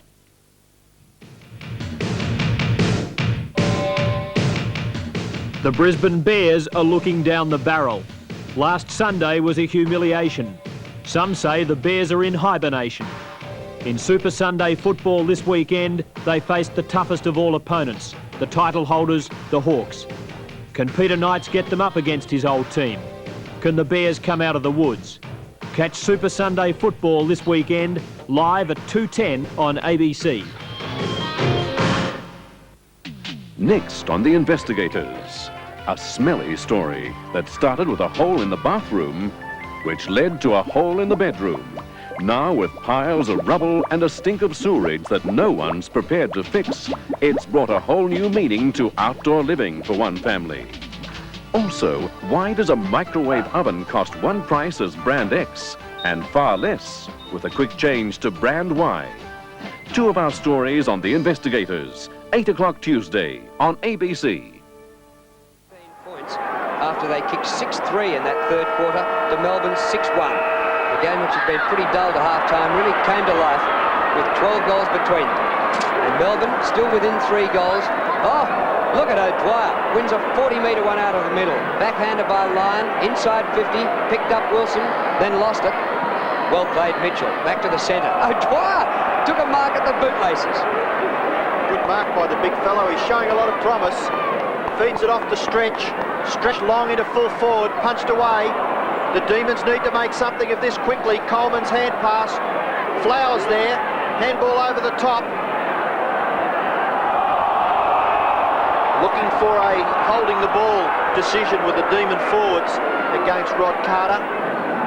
Pat on the back by the umpire for Adrian Battiston's efforts, but a bounce will take place at centre-half forward for the Demons. Turner, he can't break clear. The Swans on the bottom of it. It's Greg Williams, and he's had problems all day long. He's been tagged by Robin White, number 5 for the Demons, and Greg Williams' statistics at three-quarter time were 7 kicks and 8 hand passes, 15 possessions, which is a poor game for him. He taps it on. There's a chance now for Battiston. Handball back. Don't fumble, Sean White. He still can't control the ball, and Melbourne will come clear through Greg Healy. Gerard Healy, rather. Greg Healy playing for Melbourne. Up wide. Here's a chance now for Potter. He's punched away by Newport. Mitchell gets the kick to half forward. Practice cricket pitch area, and it bounces over for a throw-in. And the Demons really needed to do something with that attack just a few moments ago when Robert Flower had the ball. Well, Melbourne in 9th place on the ladder. The Swans not really looking like a top 3 side so far today. Here goes the rampaging bull, as Robbo likes to call him. Russell Richards up towards centre-half forward. Comes down to Flower. Well played to thread out the hand pass. But it goes to Neil Cordy. On to Brother Graham. And out wide to Carroll, Flower's opponent. Great pass by the Swan skipper. To Bernard Toohey. Gap being closed by Newport. Toohey from 52 metres. Kappa stays at the back. The ball comes to the front. Giles. Bayes, well done. Is it in the back by O'Dwyer? No. Mitchell over his shoulder, but wide of the mark. And out of bounds in the forward pocket. Gee, Giles never ever seems to be able to get that ball when it's bouncing on the ground. So his hamstrings are tight. Watching him this year, he seems to have not really fully recovered from that knee injury. Bayes tries to kick it out of that ruck contest. Williams kick smothered. Battiston, Giles takes it. Can't break clear. Holds the ball in. He's been interfered with. Play on, says the umpire. Giles feeds the handball out to Coop. Coop at half-back. Oh, shocking fumble. Battiston's there to back him up. He taps on further up the boundary line, but it goes over, and we'll have a throw-in about 60 metres around from the Swans' goal. What a terrible mistake by Coop. Yes, it was, Robbo. He bounced the ball, and then as he bounced it, he looked around behind him. Here's O'Dwyer, who's lifted in the second half. Comes to Williams. Robin White gets him in a split second. Well, it comes away here by Bailey, but kicks into the man. Sean White, beautiful hand pass to Stretch at centre half back. Just tipped off balance for a moment.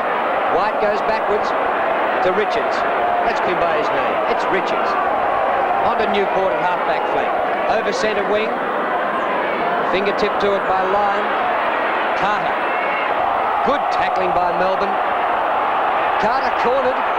Under pressure with the hand pass. Goes to Gerard Healy. On to Carroll. Henwood, I feel it might have been Drew. His kick has been marked by Yates. Yates to Stretch. The Demons have had the football, but they can't quite seem to score. It's at half forward. Neil Cordy. Rebound footy again. Gerard Healy. Has the mark been taken? No. Thripp gets the handball to Gerard Healy. Cool. Williams. Another cool customer. Up towards half forward, and Kappa takes the mark. And the story of the day has been that the Swans have capitalised on their opportunities. Kappa's kick into the forward pocket has been marked by Holden. How do you spell capitalised? Does it start with C-A-P-P-E-R? Capitalised? Sorry. Very good. Just thought I'd throw that in. Lawrence Money might like that one. Craig Holden in the forward pocket. Not very far out, but a very difficult angle. And if he can thread this one through It could be the first nail in the coffin for the Demons. Good-looking kick by Holden as a goal. Beautiful kick. That's his first goal. He spent a lot of the third quarter on the interchange bench, Craig Holden, but he's kicked a very important goal at the start of the last quarter. Yes, that's right, Robbo. It's a side that can get away to a good start in the last quarter. The umpire actually paid that for in the back against Newport, and he kicked that goal from a very difficult angle. Now Melbourne 4 goals behind. Tough. The task a little bit tough now. Coleman wins it. Comes back here to Lovett, 51. And that'll be a ball up, not out of the centre square yet. 13-8 to 9 goals 9. And the Swans have led all day, but at different stages, Melbourne have threatened. Newport on all fours. Oh, down goes Quirk. The crumbs. Out here to Coop. Chance to make amends. Up towards centre half forward Flower. Play on, no mark. In goes Mitchell. Flower applies the tackle. Neil Cordy gets the hand pass away, but only to line. 50 metres out. Well played. Turner goes back to Yates. He always starts something, Yates. Any amount of Demons here. And the mark to Spalding, but I think just too far out to score. Spalding's left foot kick. Looking further forward. Flower falls over. Chance for Coleman. Long looping handball. Looking for Potter. Potter kicks it off the ground. Intercepted by Stretch, who's done well. He gets the handball back to Spalding. Spalding on to Bailey. He'll be caught. He gets the handball away, but it's not quick enough. It puts Lovett under lots of pressure. Here's a chance now for Newport. He'll be tackled. Too slow. Williams. Now Quirk. Mitchell's quick kick towards centre half forward has been marked by Holden.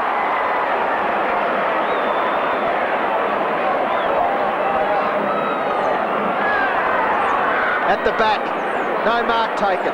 Chance for Sean White. He's been a dashing player. He fumbles at a crucial stage. He taps it onto Stretch. He's cool. Stands his ground. Handball off to Newport. Newport's kick smothered. The Swans are desperate. They want the 4 points. Gerard Healy, kick around the corner. Punch away by the Demon defence. Richards. Long kick towards the wing position.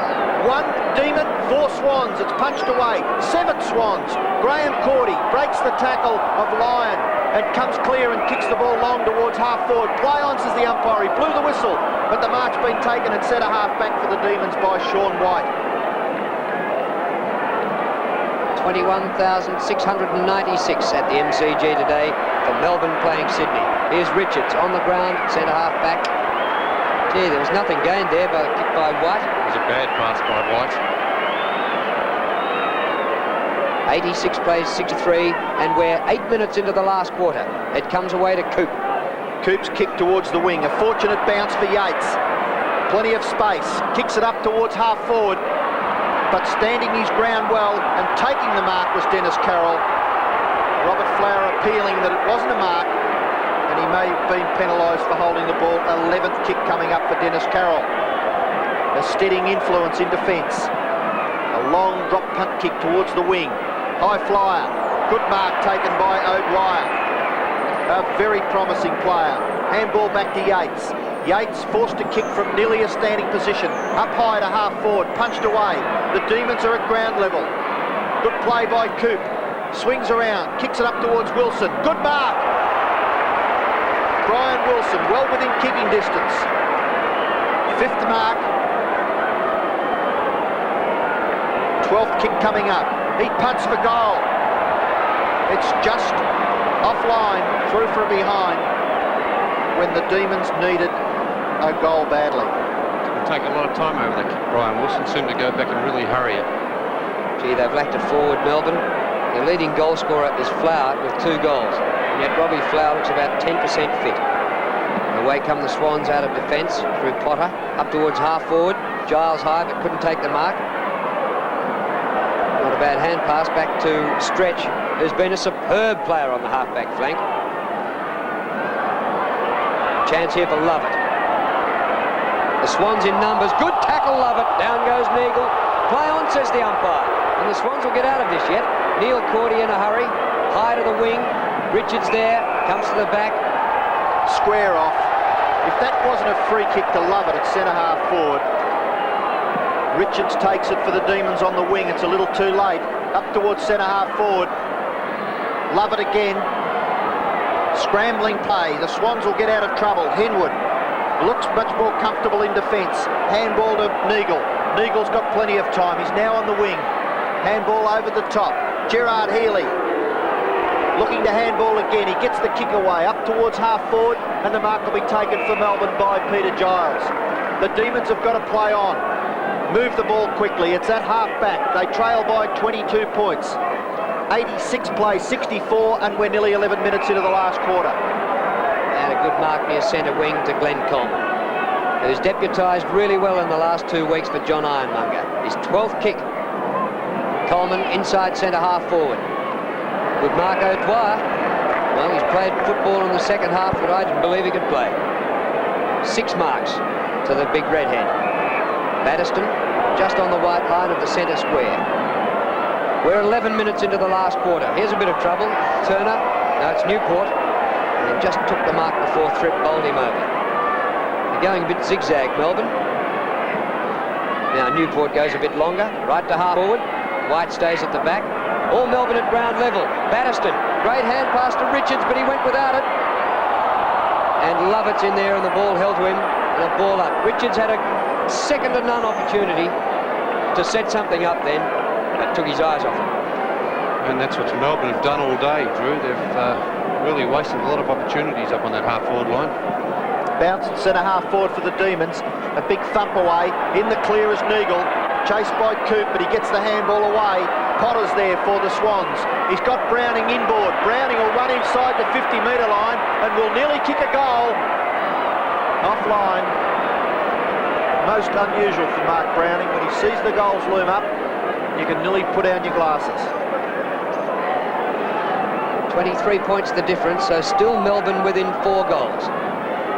But they haven't scored a goal in 12 minutes in this quarter, so they're going to struggle to make up the difference. Peter Moore, dual Brownlow medalist, about to come back from Melbourne. Oh, top tackle Neagle. O'Dwyer in trouble. Stretch. Just about Melbourne's best. Sean White, good mark. 15-metre penalty, surely. The Demons need to score a goal quickly. They trail by 23 points. We're nearly 13 minutes into the last quarter. Another 15-metre penalty, and Sean White will come up to nearly, yes, he's right up to the 50-metre line. If he can get a bomb in, he can't. He goes in short, and it's a good one. And it finds Lyon. And Gary Lyon can kick the football. Distance won't be a problem. Let's hope for the Demon supporters that he can gain some accuracy. He's kicked 1 goal 3. And this is his 7th kick. The Swans by 23 points, 13 minutes gone. Lyon kicks for goal and splits the goalposts. It's another goal to Melbourne. They're 10th, and the difference is 17 points at the 13-minute mark. Well, full points to Melbourne because they've really fought this one out. Just when it looked as if the Swans were going to run away with this game, they've really fought back. There's a good mark, Sean White. He really looks as if he's a natural footballer instead of just coming into the game recently. But 15 metres against Williams in that incident. 17 points the margin. The Swans still lead. Morwood goes backwards to Thripp, number 33. Out wide to half-forward flank. Graham Cordy just inside the line. Stretch takes him over the line, and there'll be a boundary throw-in. In this last quarter, we've had just a goal each. No change in the margin, 17 points. That was the 3-quarter time break. O'Dwyer brilliantly down to Batterston. Batterston's kick to the wing. Wilson and Browning. Browning punches away well. Gerard Healy back to Browning, who fumbles. A bad fumble too. Can the Demons make something of it? Coleman tries to break clear. Graham Cordy does and gets the handball to Holden. He fumbles at a crucial stage in the back. And Adrian, I think you're showing just a little frustration. You knew there was a mistake there. Holden's kick to full forward. Mark to the Melbourne side, and it's taken by Spalding. Move it quickly. Spalding's kick in the direction of O'Dwyer. Comes to the back. Yates to Bailey, but Bailey gave it away. Gerard Healy for the Swans. Newport. Oh no, Dwyer. Punch on. Lyon goes backwards. Desperation in there. And Potter gets it out to Carter. Good pass by Rod Carter to Tony Morwood. And a short pass up the ground. Mitchell. Free kick. And he's only about 20 metres out from goal. And a straight kick here might nearly seal it. A 4-goal margin at the 16-minute mark would be pretty tough for the Demons, who have managed just 10 goals for the match. Yes, he deserved that one. Danny Hughes pretty vigorous with that. But you don't think so, Robert? I'm sure they connected with the back of his head. 26 possessions to Mitchell, and he drills it right through the middle. He may have just wrapped up the game for the Swans with that goal. 14-9 the Swans, the Demons 10-10. Well, I just thought that spoil from Danny Hughes. Mitchell took most of it on the back of the head. Speak up. It's all right hand gestures, but you hear it broadcasting. Here we are again. They can't see you. Oh, come on, Robbo. Did not touch. Oh! Bounce back in the centre. The Demons are under pressure now. O'Dwyer's thumped the centre half forward.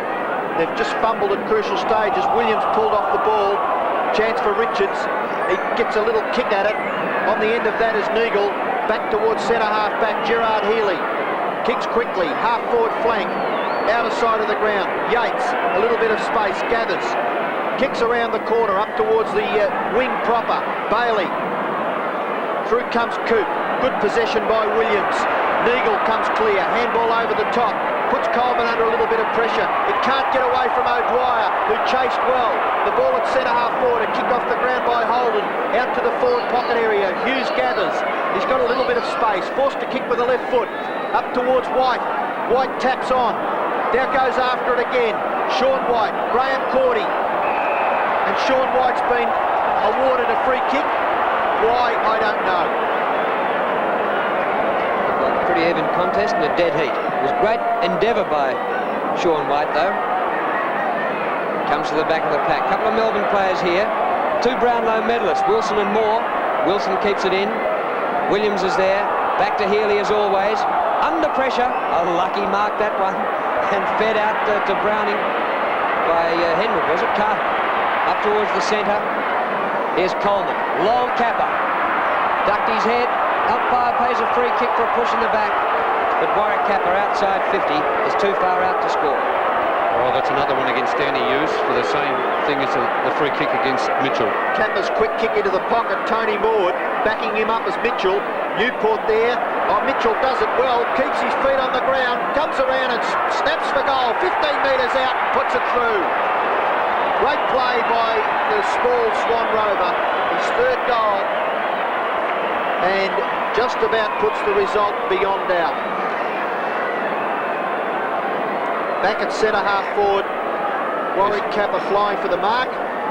Oh, I suppose he didn't hit him that time, Robbo, did he? That was definitely a whack behind the ear. Capper and Quinlan, members of the Full Forwards Club, naturally. Gee, I would have been crying if I had got a free kick for that one. You did many times, I remember. O'Dwyer wins a good one out of the middle. Carter kicks up the ground. Back to centre half forward, Giles. Used his body rather than his arms.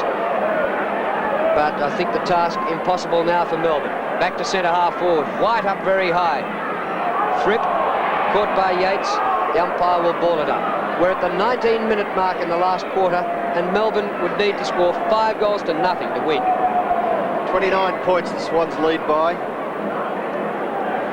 A bounce at centre half forward for Melbourne. Coleman gets a big thump away into the centre. Chance for Coop. Gets the handball away. It's ineffective. Holden did it well. Now Batterston. Oh, go on with it. Looking for a free kick. He could nearly have been penalised. So a solid win to the Swans by 36 points at final siren time.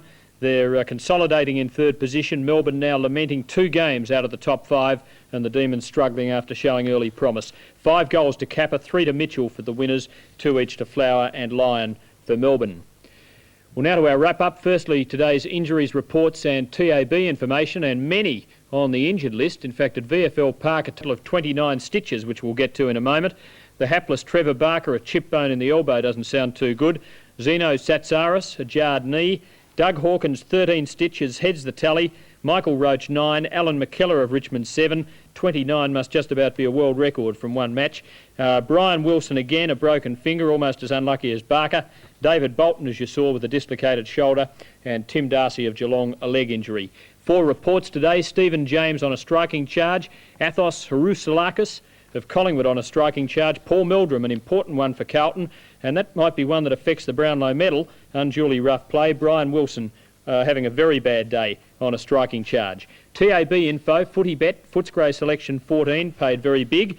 Collingwood selection 3, paid $3.40. Carlton paid a big dividend, most punters expecting them to win by more.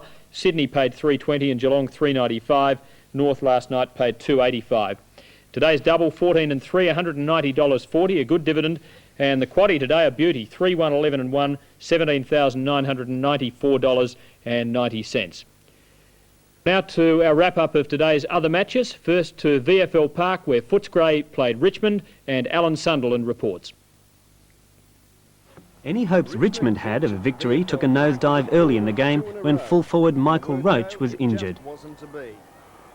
At the other end of the ground, Simon Beasley couldn't put a foot wrong. He kicked 3 goals just in the first quarter. Angelo Petraglia contributed this one after a run along the boundary. Occasionally, the Tigers got their act together. Peter Wilson put this one home.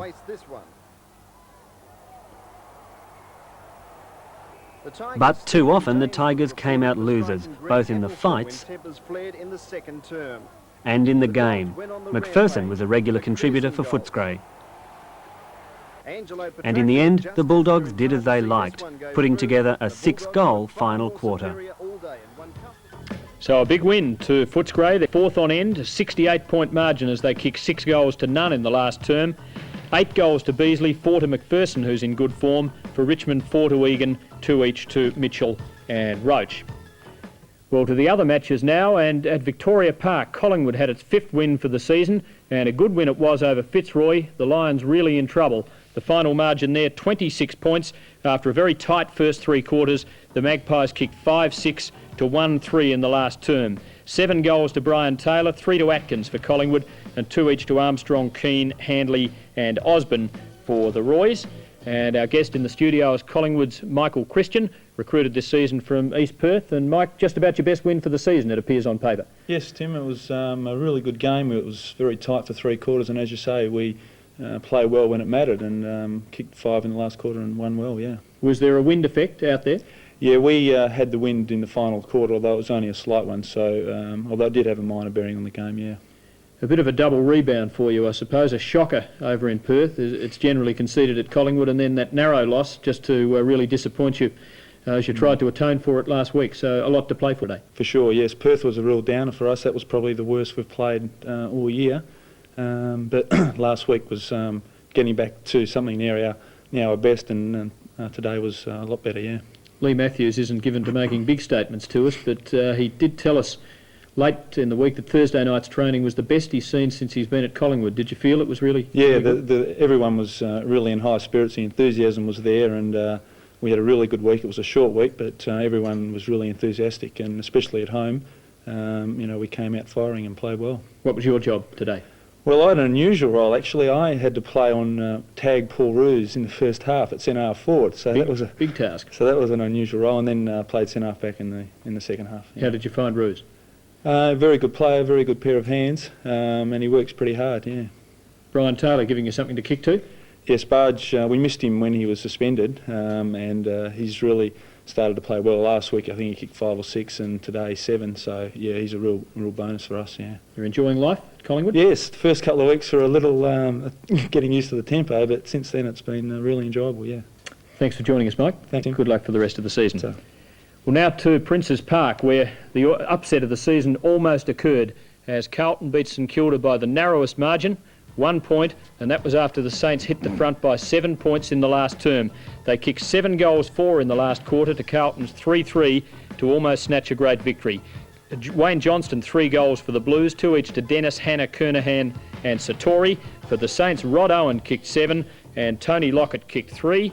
And we couldn't have a more appropriate guest tonight than former Carlton star rover, premiership rover, on I think 3 occasions, and now Saint Alex Marcoux. And Alex, thanks for being with us, and I'm sure it's a game you would have loved to have kicked 2 more points in. Oh, for sure, Tim.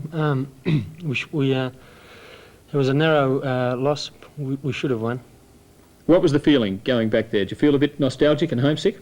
Yeah, I was driving the car to the game with my girlfriend Bridget, and I was saying to her, Jesus, I'm so nervous.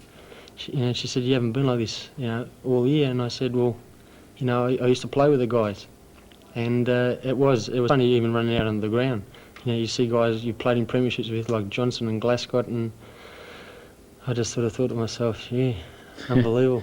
And when it started, just another game? Did you quickly get into the group? Just another game. Yeah, it was like I'm at St Kilda. I play for St Kilda now. I love it down there. And Carlton was something that was fantastic, but it's in the past. I had Ken Sheldon in 2 or 3 weeks ago, and he gave me the impression he's a re-motivated, reborn footballer. Do you feel a bit that way? Well, for the simple reason, Tim. Not just myself and Kenny, but even Peter and Spiro and Ricky Nixon. St Kilda's been kind enough to, put us on their list and give us a chance. And at the moment, they are giving us a chance. Well, Kenny and myself, and it is fantastic. You've got a bit of confidence in yourself, and you try the best for them. Well, we must talk about today's game before we wrap it up. You've played with Carlton, you've been accused out there, you and the other players, of being a bit of a lazy side. Did they bludge today, or did St Kilda give them a red-hot go, and it was a 1-point result on its merits? I think they were a bit complacent, but I didn't think St Kilda, after half-time, give them any sort of breathing space. We really did have a dip, and we've got a lot of young kids that, with a bit more experience will really play a big part in St Kilda rising up the ladder. Well, you've had 2 1-point defeats, a 6-point loss. You were pretty close against Essendon. There seems to be the potential there if you learn how to win them. Yeah, definitely, Tim. Look, we're a competitive side now, whereas last year and the years before, people used to just take us for granted and say, well, St Kilda, we'll knock them off. But this year, everyone that's going to play us are going to know they've played at St Kilda Football Club. Let's hope you win a few more. No Thanks, worries. Alex. Thanks, Tim.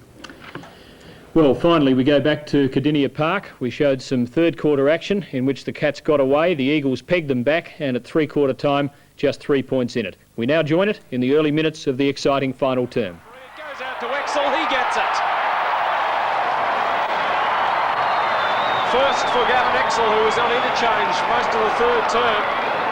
A timely goal to put the Cats up by 9 points. Certainly a chain of errors. Michael Turner diving forward, trying to convince the umpire to give him a free kick, but Exel picking it up on his trusty left foot. But certainly pressure football by both sides before that, creating a lot of mistakes, some small, short passing which were really all ineffective. Geelong by 9 points. Miles has bowled out. A big Flanagan, an accidental kick, and it goes right into the chest of O'Connell. Very strong player in the back line.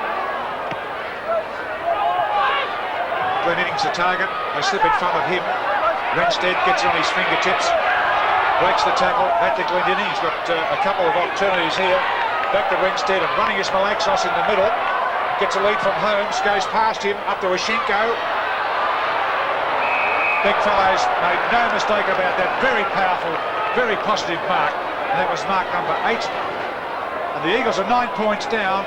They really need Ashenko to kick this, although there's plenty of time left in this final quarter. They've just hit the 5-minute mark.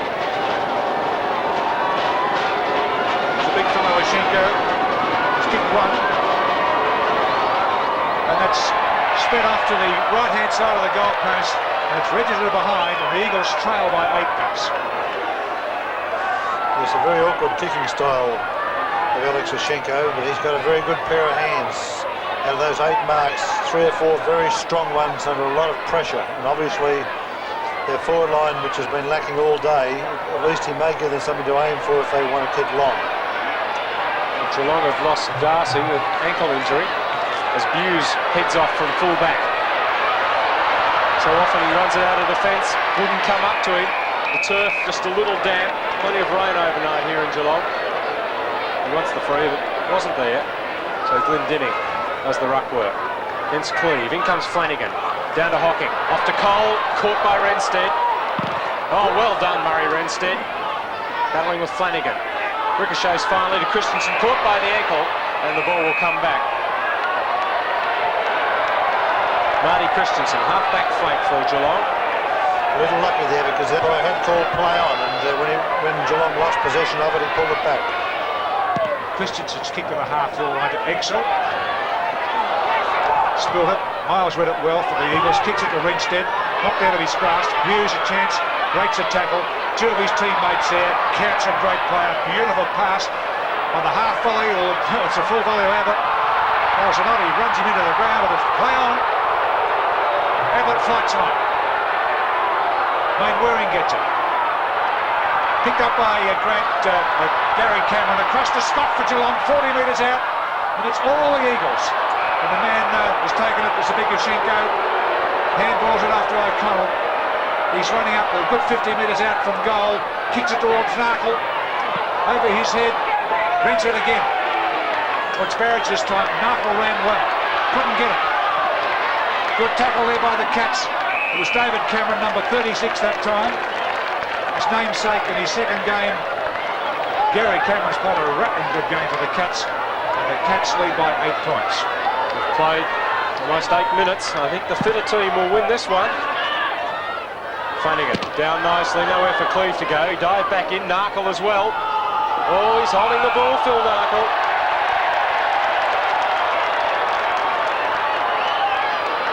Christensen, midway between half-back and wing. Linder had the target, against 2. Just forward of the centre wing. Geelong into attack, 8 points up. Schenko against Exel. All Geelong though in the roving department. Andrew Buse, straight across ground. Turner from behind. Oh, Michael Turner, almost. High tackle then, or in the back was the decision, and he's not happy, Turner. We'll give away 15. Free kicks with Chris Mainwaring. He doesn't kick, he goes to Malaxos. So often handing out the handballs, takes one himself. Dummies up towards half forward, all Geelong, and a mark taken by Boss. Wonderful understanding between Cole and Boss, and particularly Tim Darcy on the Geelong back line, down to Couch. Oh, nearly a great mark to Lewis. Couch is working well. Exo and Cameron. Exo let Cameron mark it, kept the Eagles out at Bay.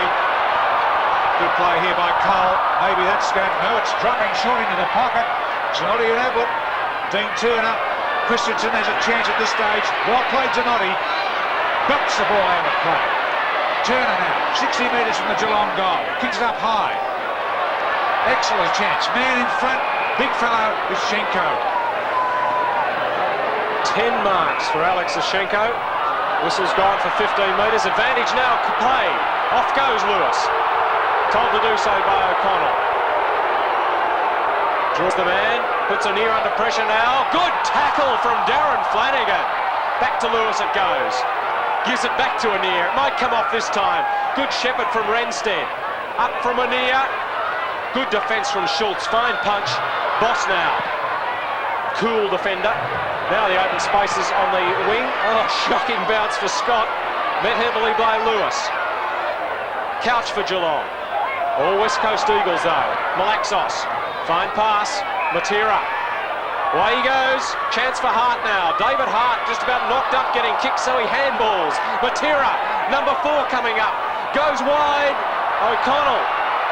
Caught by Troy. And he wasn't the best man to give the ball to anyway. As Flanagan feeds it off to Buse, the Cat's out of danger. Play by Buse down the wing. Linder and Ashenko there battle. Linder's marked it. He's kicked 6 behinds today with his 4 goals. He beat a target. He could have won the game from Geelong. It's a big kick to Ablett. He's knocked out of position by Miles. The umpire spotted that, and What do you think about that one, John? Did you see it, or a bit of acting by Ablett? No, I'd say it was a free kick because they had, watching here now. Oh, yeah. You can, Miles were out of position and the picture tells the story. You're right. Well, Abbott's kicked 3. 10 kicks to Ablett. Can he kick straight? Geelong need it. They lead by 8 points. And it's a typical Ablett kick. A bit of pressure there, but he's certainly got a lot of air on that one. It's for his 4th goal. Importantly for Geelong, it gives them a 14-point lead at the 12-minute mark in this final quarter. Watching the ball again, it was a little unlucky, Miles, because he didn't know where the ball was, but he jumped to try and judge the flight of the ball by Ablett's body, and unfortunately that was a free kick. 14 points up. The Cats and their fans responding. Flanagan against Sashenko. Flanagan wins it. Hocking, always quick with the handball. Buse. They worked in close there, Geelong. Couch has kicked those straight to O'Connell. Switching play. Anea. Oh, White pressured him. John Anea to half forward. Glendenning the target. Cole's fist. Hart. Wayne Waring caught by White. But all Eagles. Narkle the crumbs to Hart. Oh, good play. Very elusive. Anea up to half forward. It's all Geelong here. Cole says, leave it to Troy. Thought about calling him back, but it was just a bit long for Troy. They've done well under pressure, Geelong defence in this term. They haven't let a goal through. In fact, just one behind scored by the Eagles so far. Linder. Couch down there. Feeds off to Hockey. Corner of the square. Up he goes for Ablett. Fine mark. 15, I think, might be paid. No. Yes, he's been dragged back now as a nothing. 5th mark for Gary Ablett. And the 15 coming for the trip.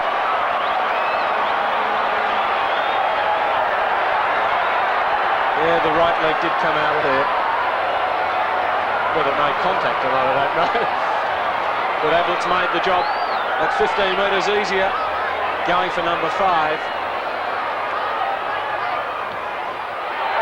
And the Cats lead by 20. That's the biggest lead they've had all match.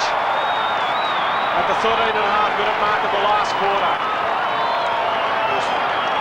Certainly Gary Ablett's value to Geelong, because watching their quick hands by Couch to Stephen Hocking. Front position again by Ablett, a good pair of hands.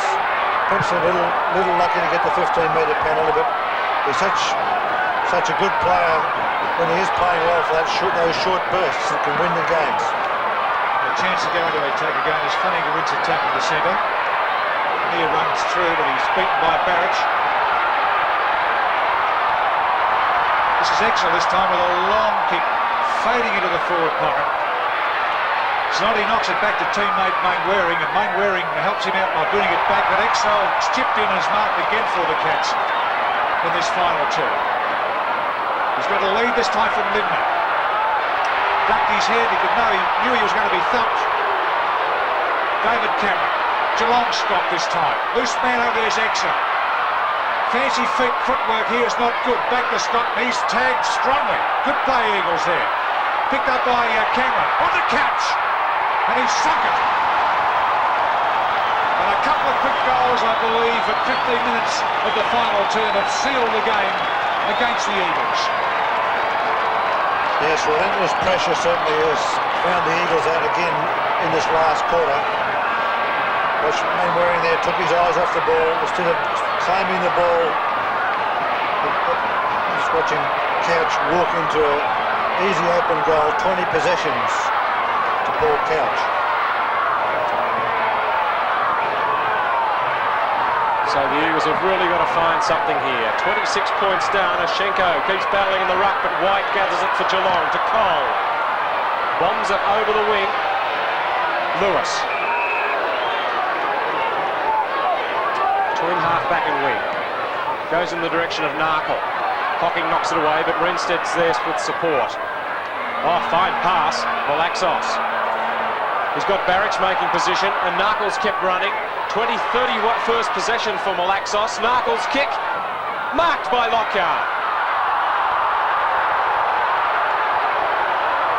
Yes, the pressure that Geelong has put on the Eagles. They've kicked 4 goals straight in 15 minutes to one point. So this certainly is a very valuable shot if they've got any chance of staying in the game. He's kicked one, Andrew Lockyer. 2 now. So the Eagles not dead, 20 points the difference. We've played 16 and a half minutes last quarter. Well, it could easily be one, because remember that Collingwood got back into the game last week on Monday against Geelong, and Geelong were leading by 23 points, so it all happened within the extra time period, and only 16 and a half minutes, the Eagles could quite easily steal this game. Although at the moment they're 20 points behind.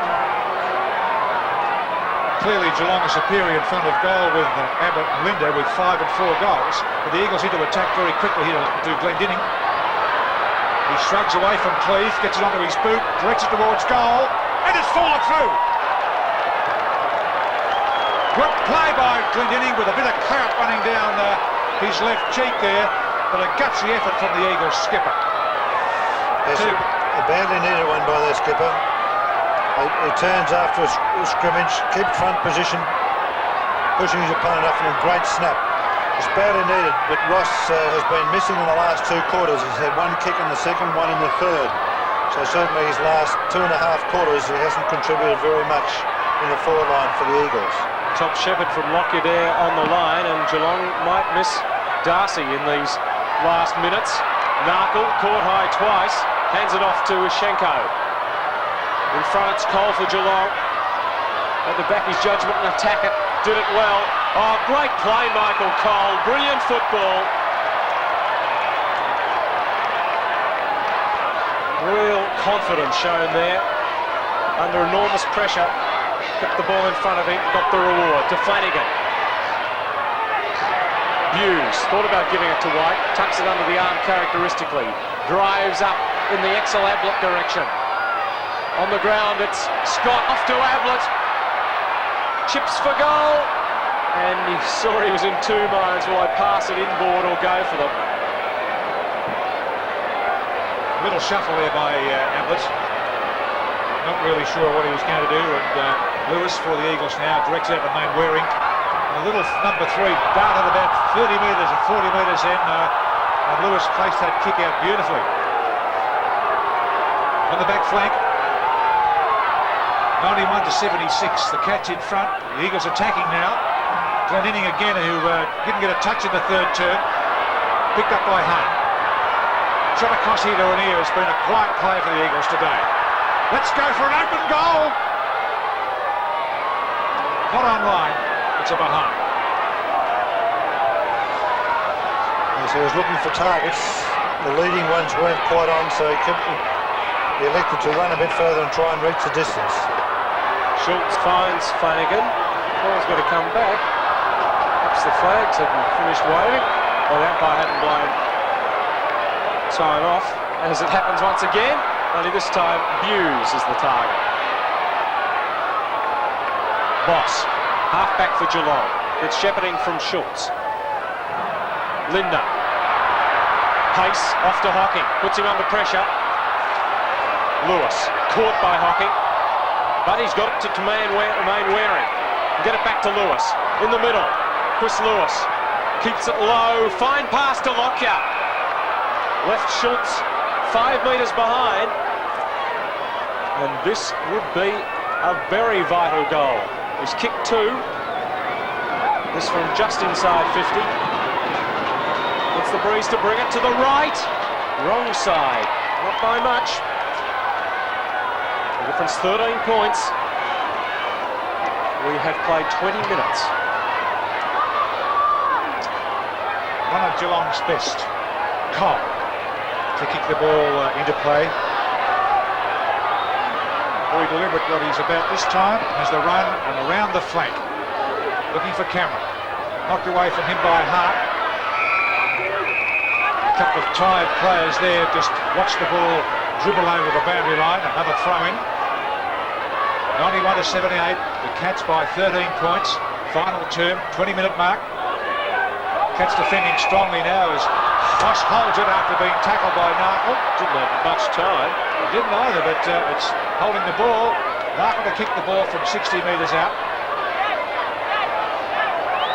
Goes for the what's dropping short. It's not a good kick. And Flanagan somehow got his great big body and tumbled down and just scooped it up with one arm. It's a pretty difficult mark for a big fellow, Jeff, and you'd know about that. Hughes does a 360 and they come down the grandstand side. And he picked the right option too. Morgan has to beat Ashenko. Lewis, a good shepherding from Ashenko. Chips the pass, here's Cole, he'll be nabbed. Good tackle from Lockyer.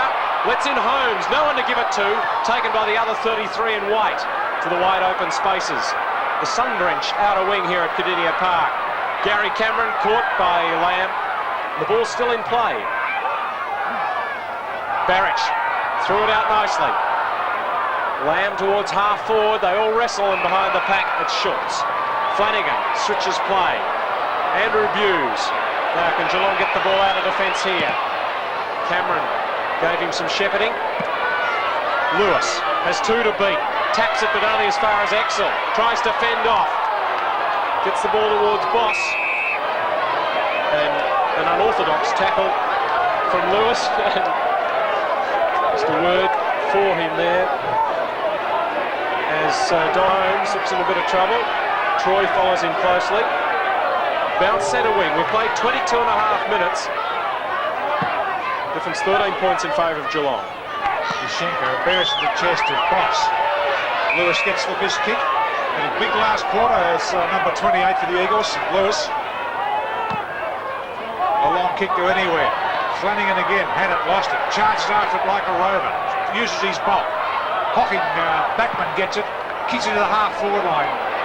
Ain't wearing a chance. Oh, gutsy Mark Lindner. Kept his eyes on the football. 9 marks to Bruce Lindner. He's been shocking in front of goal today. He's kicked 4 goals, 6. He's sprayed them everywhere. He's a good way out. He's a good 60 metres out. He lets go a big kick into the forward pocket. The Eagles are there in numbers. And Ashenko's just taking his 11th mark. Off he goes to Dwayne Lamb. Renstead. They're over the centre now. All Geelong here, Troy. Met very solidly by Glendenning. Handball out for Anea. Keeps it low, looking for Lockyer. Good work from the full forward, fine lead. It's 50 metres out from goal. Hart's making position in the square. Up high, the defence was great play from David Cameron. He had to leave Hart alone in the square to go with that punch and backed his judgment, knocked it over the boundary line. 24 minutes gone, 13-point lead is Geelong. And it's in the Eagles' forward pocket. Throw in. Cleared. Cameron. Renstead, the centre player for the Eagles, takes it. Has plenty of time to chip it back to Anea. Anea a long, long way, a good 70 metres from goal. Sun in his eyes, into centre half forward. Ooh. Glendenning was up high. Glendenning grabs it anyway. Geelong's White steals it. On the half-back line now. The long kick down to Lindner. Lindner and O'Connell. He's upset O'Connell. Free kick.